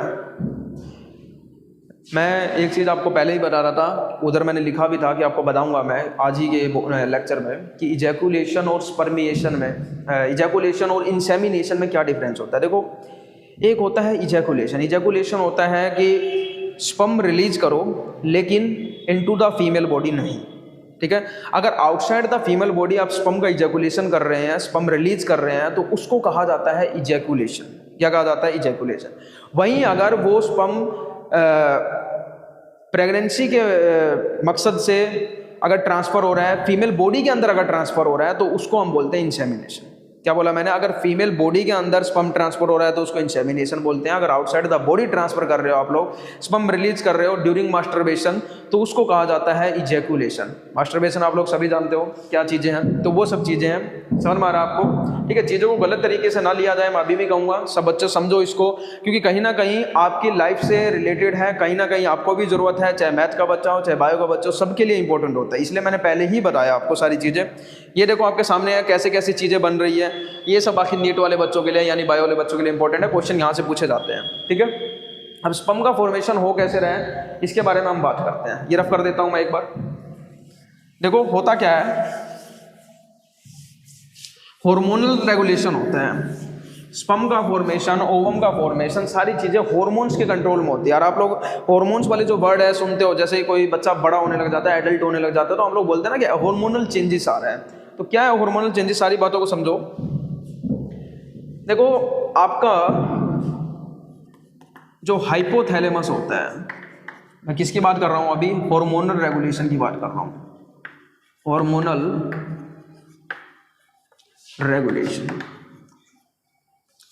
हार्मोनल रेगुलेशन यानी कैसे स्पर्म का फॉर्मेशन हो रहा है। आपने ये देख लिया कि स्पर्म का फॉर्मेशन होने वाला कहां से है, अब कैसे हो रहा है, तो आपके ब्रेन का एक पार्ट होता है जिसको हम बोलते हैं हाइपोथैलेमस। देखो क्या होता है, आपके 3 ब्रेन होते हैं। ठीक है, ब्रेन को 3 भागों में डिवाइड किया गया है। अगर हम बात करें पहले नंबर पे अगर हम बात करें तो फोर ब्रेन, दूसरे नंबर पे अगर हम बात करें तो मिड ब्रेन, और तीसरे नंबर पे अगर हम बात करें तो हिंड ब्रेन। ठीक है, इस हिंड ब्रेन के 3 भाग होते हैं। पहला अगर हम बात करें तो पोन्स, दूसरे नंबर पे अगर हम बात करें तो सेरेबेलम, और तीसरे नंबर पे अगर हम बात करें तो मेडुला ओब्लंगाटा।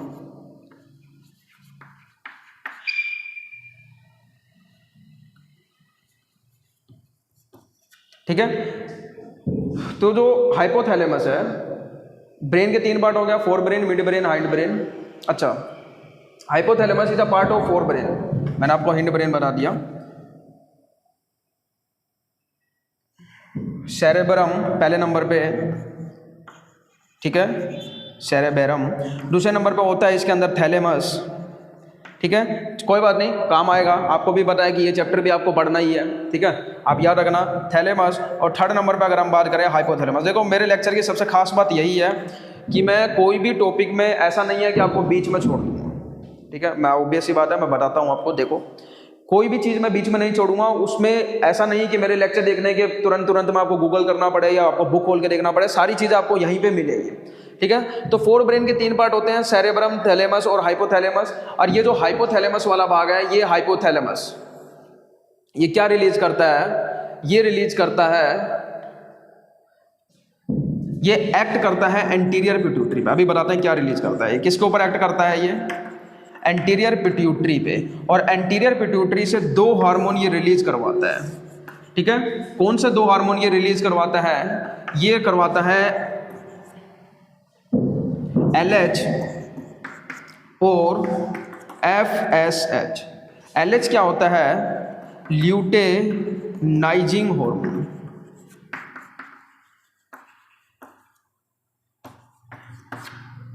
ठीक है, वहीं FSH की अगर हम बात करें तो FSH क्या होता है? फॉलिकल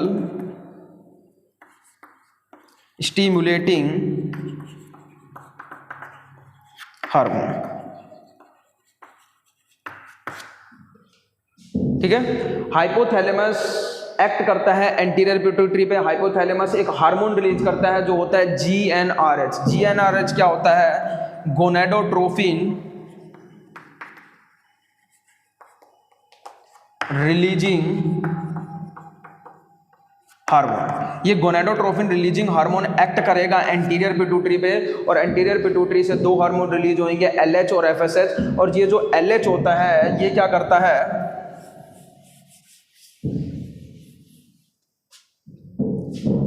ये जो LH होता है ये एक्ट करता है इसके ऊपर, लेडिक सेल के ऊपर। लेडिक सेल, जिसको हम लोग क्या बोल रहे थे? इनके बीच में जो सेल होता है इसको इंटरस्टिशियल सेल भी बोल रहे थे हम लोग। क्या बोल रहे थे? Interstitial cell.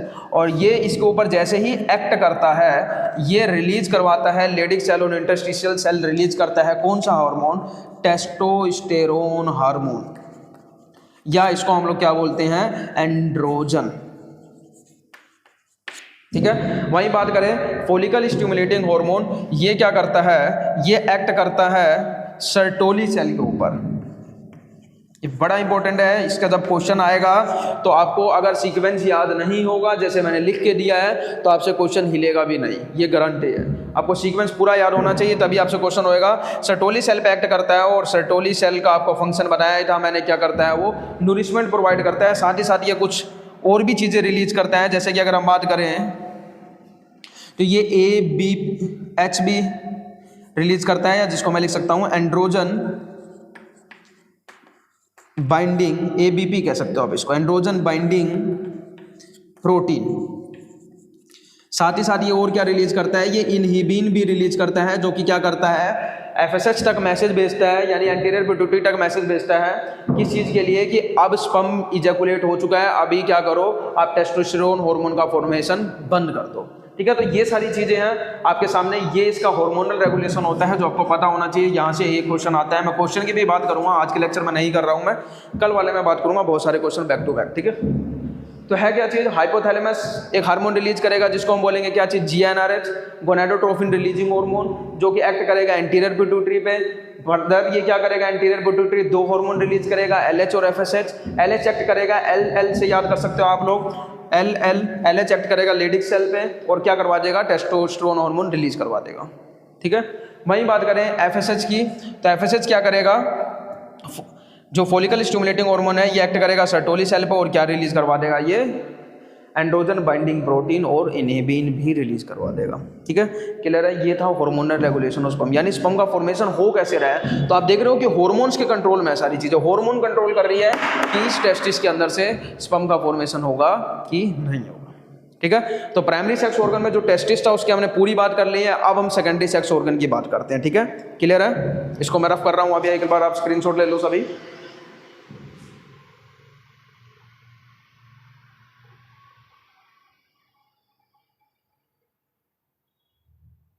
ठीक है, रफ कर दे इसको।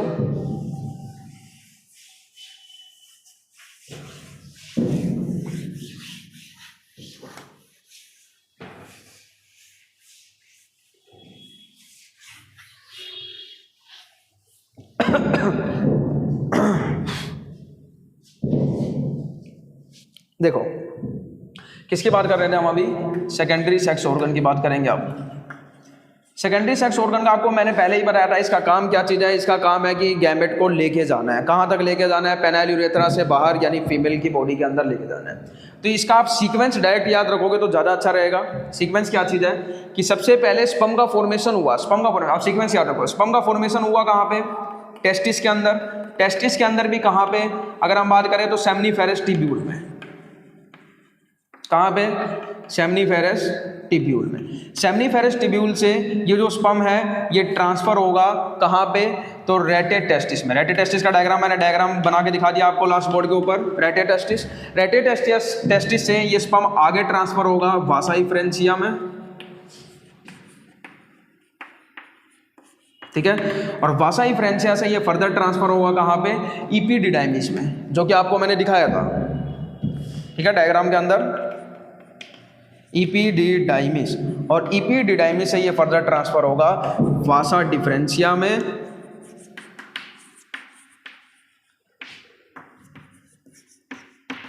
और वासा डिफरेंशिया से ये कहाँ जाएगा, ये जाएगा पेनाइल यूरेथ्रा में।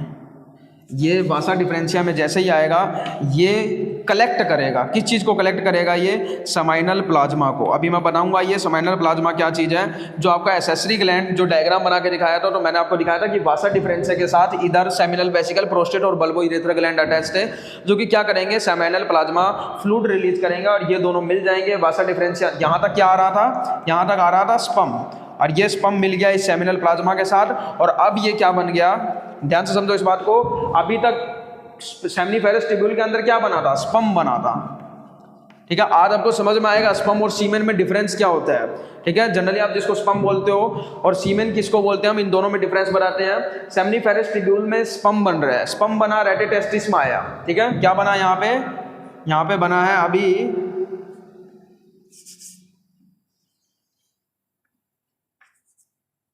स्पम, ठीक है। क्या बना है यहाँ पे, अभी स्पम बना है। ये स्पम रेटिटेस्टिस में जाएगा, रेटिटेस्टिस से वासा डिफरेंशिया में जाएगा, वासा डिफरेंशिया से इपीडिडाइमिस में आएगा, और इपीडिडाइमिस से वासा डिफरेंशिया में आएगा, और वासा डिफरेंशिया में ये स्पम कलेक्ट करेगा सेमिनल प्लाज्मा को, और सेमिनल प्लाज्मा को कलेक्ट करने के बाद अब ये बन जाएगा सीमेन। तो याद रखना एक क्वेश्चन, क्या चीज, सीमेन क्या होता है,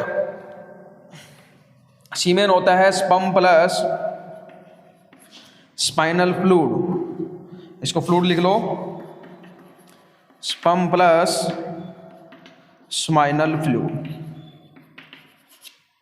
क्लियर है, ये एक क्वेश्चन आप याद रखना, और ये सीक्वेंस भी आपको याद रखना है। सीक्वेंस याद नहीं तो क्वेश्चन नहीं होगा, ठीक है। अब ये सीमेन आ जाएगा कहाँ पे, पेनाइल यूरेथ्रा में, और देन पेनाइल यूरेथ्रा से ये कहाँ आएगा, मैं यहाँ लिख रहा हूँ, आपको दिखाई दे रहा होगा, यूरेथ्रल मीटस में। कहाँ आएगा, यूरेथ्रल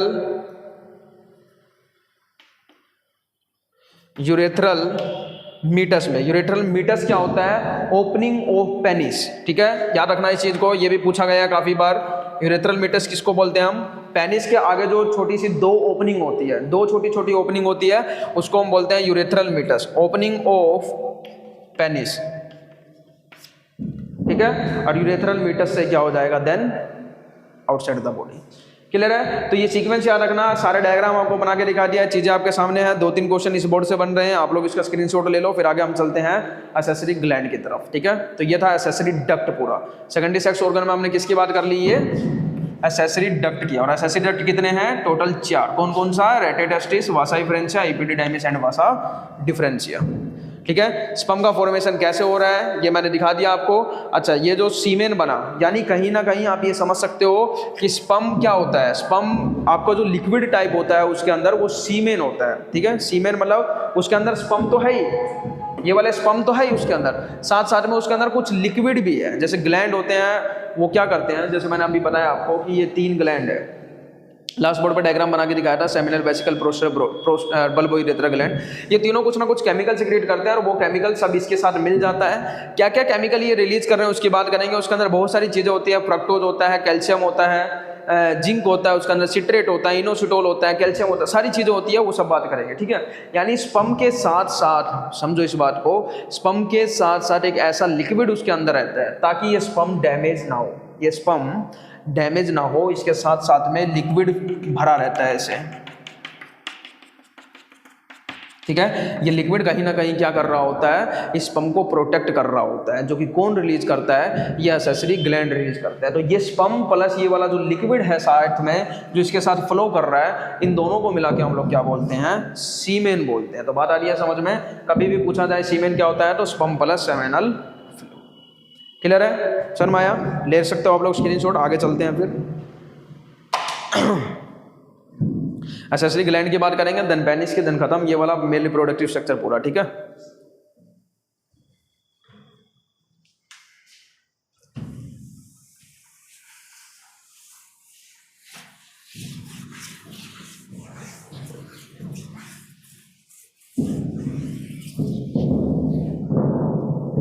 नेक्स्ट हम बात करें तो नेक्स्ट चीज क्या है, एक्सेसरी ग्लैंड।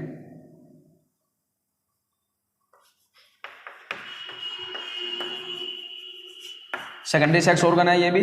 और एसेसरी ग्लैंड में कौन कौन सा, पहले नंबर पे अगर हम बात करें तो सेमिनल वेसिकल। मैंने डायग्राम बना के दिखाया था, आप लोग पीछे जाके देख सकते हो वीडियो में कि ये आपका क्या था, यूरिनरी ब्लैडर था, यहाँ से एक ट्यूब निकल रही थी और यहाँ से ऐसे क्या था, सेमिनल वेसिकल था। यहाँ से ये ऐसे बना हुआ था जो वो क्या था, प्रोस्टेट था, ठीक है। और इस प्रोस्टेट से ऐसे अटैच था जो वो क्या था, बल्बो यूरेथ्रल ग्लैंड था। और फिर ये आगे जाके पेनिस के अंदर चला जा रहा था, बताया था मैंने डायग्राम बना के। तो सेमिनल वेसिकल की अगर हम बात करें तो it is present, plus anti का मतलब होता है प्रेजेंट, ठीक है। It is present behind the urinary bladder. दिखाई दे रहा आपको, दिखाई दे रहा होगा आपको, यूरिनरी ब्लैडर के साइड में क्या प्रेजेंट है, सेमिनल वेसिकल, ठीक है। अगर इसकी सिक्रीशन की अगर हम बात करें, ऑब्वियस ही बात है, ग्लैंड है और ग्लैंड का काम ही क्या होता है, कुछ ना कुछ केमिकल सिक्रीट करना। तो ये क्या क्या चीज़ें सिक्रीट करता है, सिक्रीशन की अगर हम बात करें तो ये सिक्रीट करता है फ्रक्टोज, ठीक है। देन अगर हम बात करें फ्रक्टोज के बाद प्रोस्टाग्लैंडिन, देन अगर हम बात करें कैल्शियम एक्सेट्रा, ये सब चीज़ें ये रिलीज करता है। जिसमें अगर हम बात करें तो फ्रक्टोज का क्या काम होता है, फ्रक्टोज का काम होता है provide energy to the sperm, provide energy to the sperm, ठीक है। वहीं अगर हम बात करें प्रोस्टाग्लैंडिन की, तो प्रोस्टाग्लैंडिन का काम क्या होता है, यूटेराइन कॉन्ट्रैक्शन, यूटेराइन कॉन्ट्रैक्शन समझाते हैं, अभी आपको सारी चीज़ें समझ में आ जाएगी। एंड मोटिलिटी, स्पर्म को ये मोटिलिटी भी प्रोवाइड करता है। देखो होता क्या है, समझो इस बात को, मैं इधर डायग्राम बना रहा हूँ, आपको समझ में आ जाएगा। ये फीमेल रिप्रोडक्टिव स्ट्रक्चर है,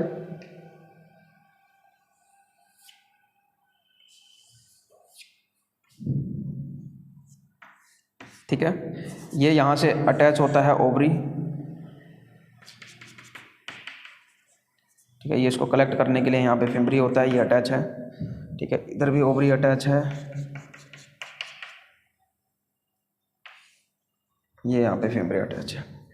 क्या बताना चाह रहा हूँ मैं, देखो स्पर्म एंटर किया वेजाइना के अंदर, ठीक है। कहाँ एंटर किया, वेजाइना के अंदर। वेजाइना में एंटर करने के बाद अब इस स्पर्म को चाहिए क्या चीज़, एनर्जी। किस चीज़ के लिए एनर्जी चाहिए, जैसे मान लो मैं अभी पढ़ा रहा हूँ तुम्हें, या मैं कुछ बता रहा हूँ आपको जो भी चीज़ें, तो मैं अभी पढ़ाने के लिए मेरे को एनर्जी चाहिए कि नहीं चाहिए, मेरे को बोलने के लिए एनर्जी चाहिए कि नहीं चाहिए। आपको अगर अच्छे से समझना है कि एनर्जी कैसे चाहिए कैसे नहीं चाहिए, तो मैंने डाइजेशन एंड एब्जॉर्प्शन की भी वीडियो बनाई हुई है, कैसे आपको फूड से एनर्जी मिलती है, कैसे आप उस एनर्जी का यूटिलाइज करते हैं अपने वर्क के लिए, अगर आप अपने वर्क के लिए यूटिलाइज नहीं करते तो कैसे स्टोर कर लिया जाता है आपकी बॉडी के द्वारा। ये सारी चीज़ें मैंने वहाँ पे वन बाय वन कंप्लीटली वहाँ पे डिस्क्राइब किया हुआ, आप लोग उस वीडियो को देख सकते हैं, डाइजेशन एंड एब्जॉर्प्शन, ठीक है। तो ये स्पर्म जैसे ही वेजाइना के अंदर एंटर करता है, अब इसको जाना है कहाँ पे, जो ओवरी है, ये जो ओवरी है, ये ओवरी रिलीज करता है ओवम, और ये ओवम रिलीज होके जाता है यहाँ पे, ठीक है।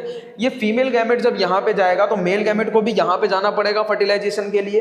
तो ये यहाँ पे जाने के लिए इसको चाहिए एनर्जी, जो कि एनर्जी इसको कहाँ से मिलती है, ये जो सेमिनल वेसिकल है यहाँ पे बनाया हुआ है, यहाँ पे स्पर्म आ रहा था और इसको एनर्जी यहाँ से आ रहा था ना, स्पर्म यहाँ से स्पर्म आ रहा था, डायग्राम में दिखाया था मैंने। और यहाँ पे इसको एनर्जी जो प्रोवाइड करेगा वो कौन करेगा, फ्रक्टोज, ठीक है। यहाँ से ऊपर चढ़ने के लिए, ठीक है, जो एनर्जी मिल रहा है कैसे मिल रहा है, तो मैंने आपको पहले ही बताया था कि स्पर्म अकेला नहीं यहाँ पे एंटर किया है, स्पर्म के साथ क्या एंटर किया है, यहाँ पे सीमेन भी एंटर किया है, ठीक है। स्पर्म विद सेमिनल फ्लूइड, यानी सेमिनल फ्लूइड भी एंटर किया है। और इस सेमिनल फ्लूइड में क्या प्रेजेंट है, समझो इस बात को, स्पर्म के साथ साथ क्या आया है, ये सारी चीज़ें आई है। और जब सारी चीज़ें आई है तो इसके अंदर जो फ्रक्टोज है वो इसको आगे बढ़ने में हेल्प करेगा, एनर्जी प्रोवाइड करेगा। दूसरा अगर हम बात करें प्रोस्टाग्लैंडिन, तो प्रोस्टाग्लैंडिन क्या करता है, इस यूट्रस को कॉन्ट्रैक्ट करवाता है, इस यूट्रस की लेयर को कॉन्ट्रैक्ट करवाएगा, अंदर वाली लेयर को, ताकि ये स्पर्म क्या कर सके, ताकि ये स्पर्म आगे बढ़ सके, ठीक है। दूसरा ये इसको मोटिलिटी भी प्रोवाइड करता है। मोटिलिटी मतलब जैसे देखते हो ना आप सांप कैसे चलता है, आगे की तरफ ऐसे ऐसे भागता है, बिल्कुल ऐसे ऐसे, है ना। तो वैसे ये भी आगे ऐसे ऐसे भागे, उसके लिए कौन प्रोवाइड करता है, प्रोस्टाग्लैंडिन इसको मोटिलिटी भी प्रोवाइड करता है ताकि ये स्पर्म यहाँ पे पहुंचे। आई थिंक सबको सारी चीज़ें क्लियर समझ में आ रही है। साथ में इसके अंदर कुछ आयंस भी होते हैं, कैल्शियम वेल्शियम आयंस होते हैं, ठीक है, जो इसके साथ शामिल होते हैं। तो ये था आपका सेमिनल वेसिकल, क्लियर है। नेक्स्ट अगर हम बात करें सेमिनल वेसिकल की सिक्रीशन की, हमने बात कर ली, प्रोस्टेट ग्लैंड की सिक्रीशन की हम लोग बात करेंगे, ठीक है। तो ये मैं रफ कर रहा हूँ, वो वाला डायग्राम ऐसे ही रखता हूँ, ये इधर से भी रफ कर रहा हूँ। स्क्रीनशॉट ले लो आप लोग एक बार जब भी फटाफट, ठीक है, ले लिया, थोड़ा और हट जाऊँ, ये लो। नेक्स्ट हम बात करेंगे सेमिनल वेसिकल के बाद दूसरा जो होता है, आपसे कई बार पूछा जा चुका है, एनसीईआरटी में डायरेक्ट लिख के दिया हुआ है कि सिक्रीशन जो होता है, एनसीईआरटी में तीनों ग्लैंड एक साथ लिख के दिया हुआ है और फिर लिखा हुआ है सेमिनल फ्लूइड कंसिस्ट, क्या क्या होता है इसके अंदर, fructose, calcium and certain enzyme. तो मैंने आपको सारी चीज़ें बता दिया क्या क्या होता है सेमिनल वेसिकल का जो सिक्रीशन होता है उसके अंदर, ठीक है। नेक्स्ट अगर हम बात करते हैं कौन सा, प्रोस्टेट ग्लैंड की, कौन सा दूसरा एसेसरी ग्लैंड है, प्रोस्टेट ग्लैंड। आपको पहली चीज जो आपको पता होना चाहिए कि ये क्या होता है, सिंगल होता है, ठीक है। वहीं सेमिनल वेसिकल जो था वो पेड था। दूसरा स्पर्म, आप मैंने बताया स्पर्म क्या है, सीमेन। सीमेन मैंने बताया आपको कि स्पर्म के साथ साथ कुछ उसके साथ लिक्विड भी मिक्स होता है जिसको हम सेमिनल फ्लूइड बोलते हैं, और सेमिनल फ्लूइड प्लस स्पर्म मिलके बनता है क्या चीज, सीमेन। उस सीमेन का आपने कलर अगर देखा हो तो कलर कैसा होता है, मिल्की कलर होता है। तो प्रोस्टेट ग्लैंड क्या करता है, इट प्रोवाइड मिल्कीनेस, ठीक है। ये जो भी चीज सिक्रीट कर रहा है वो क्या कर रहा है, उसको मिल्कीनेस प्रोवाइड कर रहा है टू दी सीमेन। बात आ रही है समझ में। साथ ही साथ ये जिंक वगैरह भी रिलीज करता है, तो आपके एनसीईआरटी वगैरह में ये सब नहीं दिया हुआ है तो मैं नहीं बता रहा हूँ अभी, ठीक है। जिंक होता है इसके अंदर, जो प्रोस्टेट ग्लैंड होता है, और भी काफी सारी सिक्रीशन होता है, इनोसिटोल हो गया, ठीक है। ज़्यादा हम नहीं बात करेंगे उसकी, वैसे भी आगे आपको पढ़ना ही है एमबीबीएस वगैरह में। नेक्स्ट हम बात करेंगे क्या चीज़ की, प्रोस्टेट के बाद बल्बो यूरेथ्रल ग्लैंड की। बल्बो यूरेथ्रल ग्लैंड, ये बल्बो यूरेथ्रल ग्लैंड का काम क्या होता है, ये प्रोवाइड करता है लुब्रिकेशन, इट प्रोवाइड लुब्रिकेशन। आप कभी भी देखो ड्यूरिंग सेक्सुअल ड्राइव क्या होता है कि जो पेनिस होता है वो पेनिस गीला टाइप का हो जाता है ना, लुब्रिकेट हो जाता है वो। लुब्रिकेट आई थिंक आप समझते हो, लुब्रिकेंट आप लोग गाड़ियों में भी यूज करते हैं, बाइक वगैरह में, गाड़ी वगैरह में, है ना। तो वो क्या करता है, उसको लुब्रिकेंट प्रोवाइड करता है, लुब्रिकेट करता है ताकि पेनिस अच्छे से इंसर्ट हो वहाँ पे, और दूसरी चीज ये स्पर्म अच्छे से रिलीज हो। ये कहीं ना कहीं दोनों को लुब्रिकेशन प्रोवाइड कर रहा है, इसको भी, पेनिस के अंदर वाला जो रीजन है, यूरेथ्रल जो मीटस वाला रीजन था जहाँ से स्पर्म आ रहा था, वो वाले रीजन को भी, और दूसरा ये जो सीमेन बना, सीमेन के अंदर क्या क्या बनाया मैंने, स्पर्म प्लस सेमिनल फ्लूइड, उसको भी लुब्रिकेट कर रहा है ताकि वो क्या करे, वो आगे की तरफ ट्रांसफर हो या आगे की तरफ मूव करे। तो ये था फंक्शन पूरे के पूरे एसेसरी ग्लैंड का, ठीक है। क्लियर है, ये सब आपके सामने है, देख लो। आपको याद यही रखना था, मेनली जो चीज़ है वो मैंने पहले ही बताया, सीमेन के अंदर सेमिनल फ्लूइड भी है, प्लस क्या चीज़ है इसके अंदर, स्पर्म है, ठीक है। अगर स्पाइनल फ्लूइड की बात करें, क्या चीज़ है इसके अंदर, स्पर्म। जो सीमेन एक बार ड्यूरिंग इंटरकोर्स वन टाइम जो रिलीज होता है, ये कम से कम 3 to 5 ml सीमेन रिलीज होता है। कितना ml 3 millilitre to 3 millilitre to 5 millilitre semen release होता है। जिसके अंदर अगर हम बात करें, ये कुछ और डाटा है जो आपको याद रखना है, 1 मिलीलीटर अगर सीमेन की बात करें तो 1 मिलीलीटर सीमेन के अंदर कम से कम 20 मिलियन स्पर्म होता है, ठीक है। एवरेज मान के चल रहे हैं हम 20 मिलियन, 20 मिलियन से कम नहीं होना चाहिए। यानी अगर हम 5 ml तक देखें तो कम से कम एक बार के इजैकुलेशन में सीमेन के अंदर 100 ml कह सकते हो आप 100 मिलियन टू, क्योंकि 1 ml के अंदर 20 मिलियन है तो 5 ml के अंदर 100 मिलियन हो जाएगा, तो 5 यानी 100 मिलियन। आप काउंट कर सकते हो कितने ज़्यादा मात्रा में, वो आप संख्या देखो, 100 मिलियन स्पर्म या 200 मिलियन स्पर्म तक होता है। यानी एक बार के इजैकुलेशन ऑफ स्पर्म में 100 मिलियन से 200 मिलियन तक स्पर्म हो सकता है। कितना, 100 मिलियन टू 200 मिलियन। आप देख सकते हो डाटा आपके सामने, 1 ml के अंदर इतना होना ही होना चाहिए। अगर इससे कम हो जाता है स्पर्म का काउंट सीमेन के अंदर तो उसको हम लोग बोलते हैं क्या चीज़, ओलिगोजुओस्पर्मिया। जब स्पर्म का काउंट किसके अंदर, सीमेन के अंदर कम हो जाए। देखो बहुत सारी केस आप भी देखते हो आजकल, इनफर्टिलिटी का केस जो है वो बढ़ने लग गया है। ठीक है, बहुत सारे रीज़न है इसके, हमारे खान पान है, हमारा डेली रूटीन है, सारी चीज़ें हैं, हमारा जो हार्मोनल रेगुलेशन, हमारे सोने की एक्टिविटी, रात को आज 12-12 बजे तक 2-2 बजे तक हम लोग चैटिंग करते रह जाते हैं ना, चल रहा है अपना, कोई दिक्कत ही नहीं है। सब चीज़ों को बॉडी पे कहीं ना कहीं फ़र्क तो पड़ता ही है। ठीक है, और भी बहुत सारे रीज़न है इसके, विटामिन की कमी, न्यूट्रिशन की कमी, क्या क्या चीज़ों सब की बात करेंगे हम लोग। तो कम से कम इतना तो होना ही होना चाहिए। कितना, 1 ml के अंदर 20 मिलियन। अगर इससे कम केस हो रहा है, अगर इससे कम स्पर्म बन रहा है तो उस केस में वो जो मेल रहेगा वो क्या करने के लिए आप कह सकते हो प्रेगनेंसी कंसीव करवाने में हेल्पफुल नहीं रहेगा, उसका स्पर्म इतना हेल्पफुल नहीं रहेगा, क्योंकि 15 मिलियन से कम नहीं होना चाहिए। जो लास्ट लिमिट होती है उसकी 15 मिलियन होती है। 15 मिलियन से कम हुई तो इसका मतलब लेस चांसेस है वहाँ पे कि ओवम के साथ स्पर्म जो है वो फ्यूज करेगा। तो ये सारी चीज़ें आपके सामने हैं, डाटा आपके सामने है, सारी चीज़ें आप लोग याद रखना। ठीक है, स्क्रीनशॉट ले लो इसका, आगे बढ़ते हैं फिर। ठीक है, एक चीज़ और रह गया मेल रिप्रोडक्टिव स्ट्रक्चर में ही, वो पेनिस था। वो मैंने आपको पहले ही कहा था कि मैं आज ये कंप्लीट कर दूंगा मेल रिप्रोडक्टिव वाला, तो मैं भी बता देता हूँ आपको।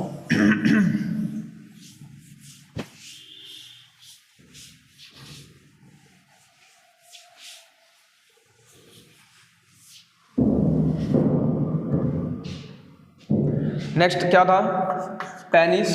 पेनिस में जो आपको याद रखना है, मैंने यूरेथ्रल मीटस आपको पहले ही बता दिया। यूरेथ्रल मीटस किसको हम कहते हैं, लास्ट बोर्ड पे मैंने बताया था।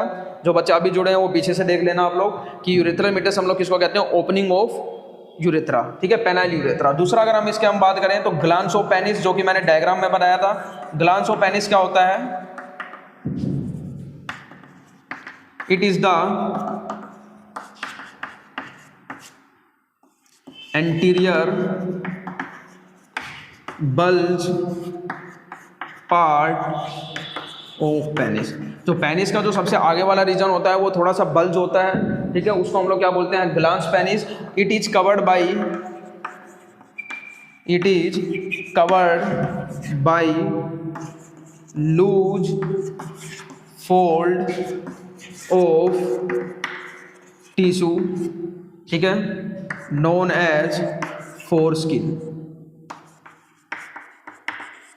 ठीक है, ये जो कवर होता है इसके आगे जो टिश्यू होता है, ठीक है, वो जो स्किन होता है वो बिल्कुल लूज होता है। ड्यूरिंग इरेक्शन वो फिर आगे इलोंगेट भी होता है, तो उसको हम लोग क्या बोलते हैं, ग्लांस पेनिस। जिससे कवर्ड होता है उसको हम लोग बोलते हैं फोरस्किन। एक दो चीज़ें और रह गई है, वो भी मैं बता देता हूँ। अभी मेरा भी ध्यान आया मेरे को कि टेस्टिस का जो टेम्परेचर होता है, आप लोग लिख लेना इस चीज़ को। नॉर्मल जो आपका बॉडी टेम्परेचर होता है, नॉर्मल बॉडी टेम्परेचर की अगर हम बात करें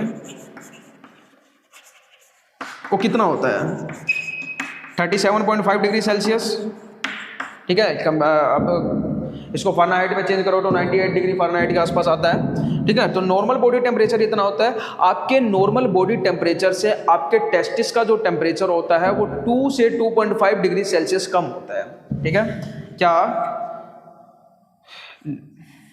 temperature of testis, very important है ये चीज। Temperature of testis is less than, कितना कम होता है, ये आपसे क्वेश्चन पूछा जाता है, 2 to 2.5 डिग्री सेल्सियस, इतना ये कम होता है। आप पूछो कम क्यों होता है, देखो जो स्पर्म का फॉर्मेशन होता है इसके लिए चाहिए लो टेम्परेचर। आप लोगों ने ऑब्जर्व भी किया होगा, ठंड के टाइम में, अगर हम गर्मियों की ठंड के टाइम की बात करें तो उस टाइम पे जो आपका टेस्टिस होता है वो सिकुड़ जाता है वो बिल्कुल, और आपके बॉडी से चिपक जाता है। मैंने डायग्राम बनाया था लास्ट बोर्ड पे। ठीक है, ठंड के टाइम पे ये जो टेस्टिस होता है ये सिकुड़ के ऊपर की तरफ चला जाता है, और गर्मियों के टाइम अगर हम बात करें तो ये नीचे की तरफ हो जाता है और फैल जाता है। ऐसा क्यों? रीज़न एकमात्र है, असल में क्या होता है, इसका टेम्परेचर होना चाहिए बॉडी टेम्परेचर से 2 से 5 डिग्री सेल्सियस कम। क्या होना चाहिए? 2 से 5 डिग्री सेल्सियस, इसका 2 से 2.5 डिग्री सेल्सियस कम होना चाहिए, 2.5। ठीक है, अब जो ठंड की बात करेंगे हम, तो ठंड के टाइम पे अगर ये बाहर नीचे की तरफ आप देख रहे हो ये लटका हुआ है, तो बाहर का टेम्परेचर, जो सराउंडिंग के टेम्परेचर की हम लोग बात करेंगे वो ठंडा है। तो इसको क्या करना पड़ेगा, इसको गर्म होना पड़ेगा। किसको, इसको अपना टेम्परेचर तो इससे 2 से 2.5 ही कम करना है ना। तो इसको और बाहर उस टाइम पे ठंड में टेम्परेचर कितना चल रहा है, 10 डिग्री सेल्सियस 12 डिग्री सेल्सियस, इसको मेंटेन करना है। कितना, 37 में से 2.5 हटा दो तो कितना बच गया, करीब करीब 34.5 35 हो गया ना। 2.5 अगर हम माइनस कर दें ना, 35 हो गया, 35 टू 35.5 के करीब जा सकता है। और बाहर टेम्परेचर चल रहा है 10-20 डिग्री सेल्सियस, तो ये अपना टेम्परेचर को मेंटेन कैसे करे, तो ये क्या करता है, ये बॉडी से जाके चिपक जाता है। तभी ये ठंडियों के टाइम पे क्या होता है, आपका टेस्टिस सिकुड़ जाता है, ठीक है। ये इधर जाके चिपक जाएगा, ठंड के टाइम पे कहाँ चला जाएगा, ये ऊपर की तरफ चल जाएगा। किस सीजन में, कोल्ड में, ताकि ये हीट ले सके उस टाइम पे। गर्मियों की बात करें तो गर्मियों में टेम्परेचर बाहर बहुत ज़्यादा है कि नहीं है, हमारी बॉडी का भी टेम्परेचर बढ़ा हुआ है। तो ये क्या करता है, अपने आप को समर सीजन में अपने आप को बॉडी से दूर कर लेता है, क्योंकि बॉडी तो गर्म है उस टाइम पे और ये स्पर्म का फॉर्मेशन के लिए चाहिए टेम्परेचर थोड़ा सा कम। तो उस टाइम पे क्या करता है, ये अपने आप को दूर कर लेता है। इसलिए ठंड के टाइम पे क्या, गर्मियों के टाइम पे क्या हो जाता है, ये नीचे की तरफ आ जाता है और ठंड के टाइम पे ये ऊपर की तरफ चला जाता है। तो ये कुछ चीज़ आपको पता होनी चाहिए, ठीक है। ये वेरी इंपॉर्टेंट था, ये सभी के लिए इंपॉर्टेंट है। आप सब ये देखते हो, ये वेरिएशन सभी के केस में। अच्छा, नेक्स्ट हम बात करें, 1-2 चीज़ें और रह गई, ठीक है, टेस्टिस से रिलेटेड ही। ये देख लो आप एक बार, स्क्रीनशॉट ले लो, फिर मैं बता देता हूँ, फिर खत्म कर देंगे, कुछ भी नहीं छोड़ेंगे हम इसमें से, ठीक है। ये समझ में आया, कोल्ड के टाइम पे आपका जो टेस्टिस होता है सिकुड़ जाता है और गर्मियों के टाइम पे फैल जाता है, बॉडी से दूर चला जाता है। क्यों चला जाता है, इसका रीजन मैंने बता दिया, ताकि ये अपना टेम्परेचर को मेंटेन कर पाए। और इधर भी क्यों बॉडी से चिपक जाता है उस टाइम पे, ताकि ये हीट ले पाए बॉडी से, ठीक है। क्लियर है।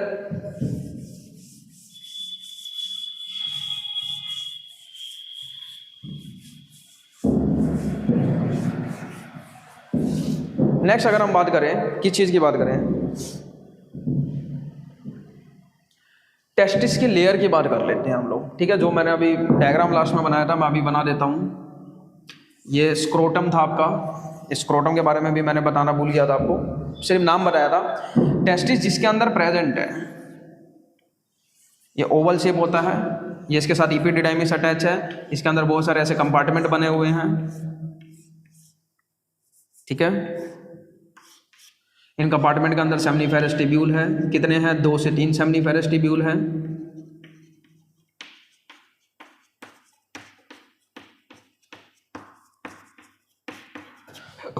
ठीक है। ये जो टेस्टिस की लेयर होती है, ये जिसके अंदर टेस्टिस प्रेजेंट है, इस पाउच को हम कहते हैं स्क्रोटम। क्या बोलते हैं, स्क्रोटम। लिख लेना इस चीज को, स्क्रोटम क्या होता है,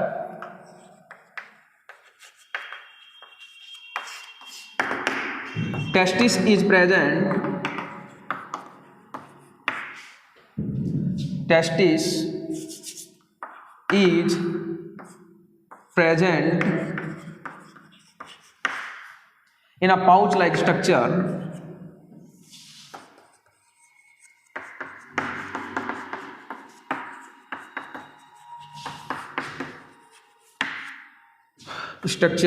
known as scrotum। ये भी जरूरी चीज़ है, इसलिए मैंने बता दिया, ये वहाँ रह गया था अभी, ठीक है। स्क्रोटम हो गया।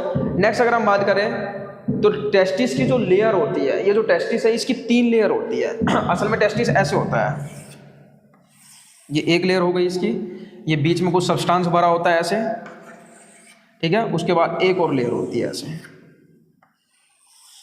ठीक है।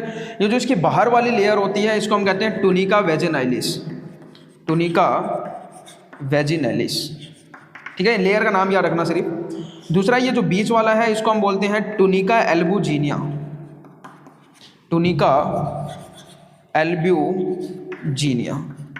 थर्ड नंबर पे अगर हम बात करें, जो अंदर वाली लेयर है ये, इसको हम लोग बोलते हैं टुनिका वास्कुलोजा, टुनिका वास्कुलोजा, ठीक है। टेस्टिस की कितनी लेयर, 3 लेयर। पहले नंबर पे टुनिका वेजिनाइलिस, दूसरा टुनिका एल्बुजिनिया, टुनिका वास्कुलोजा, ठीक है। ये आपको कुछ चीज़ें थी जो आपको याद रखना था। इसी के साथ हमारा मेल रिप्रोडक्टिव स्ट्रक्चर खत्म हो गया है, सारी चीज़ें मैंने बता दी। स्पर्म का फॉर्मेशन कैसे होता है, नेक्स्ट वीडियो हम जल्द लेके आएंगे फीमेल रिप्रोडक्टिव सिस्टम स्ट्रक्चर के बारे में, ठीक है। आज मैं आपको बता देता हूँ, जितने भी बच्चे अभी लाइव जुड़े हुए हैं हम लोगों से, इसके अंदर आपको क्वेश्चन दिया हुआ है मॉड्यूल के अंदर। मॉड्यूल आपके सामने हर एक बच्चों के पास है मॉड्यूल।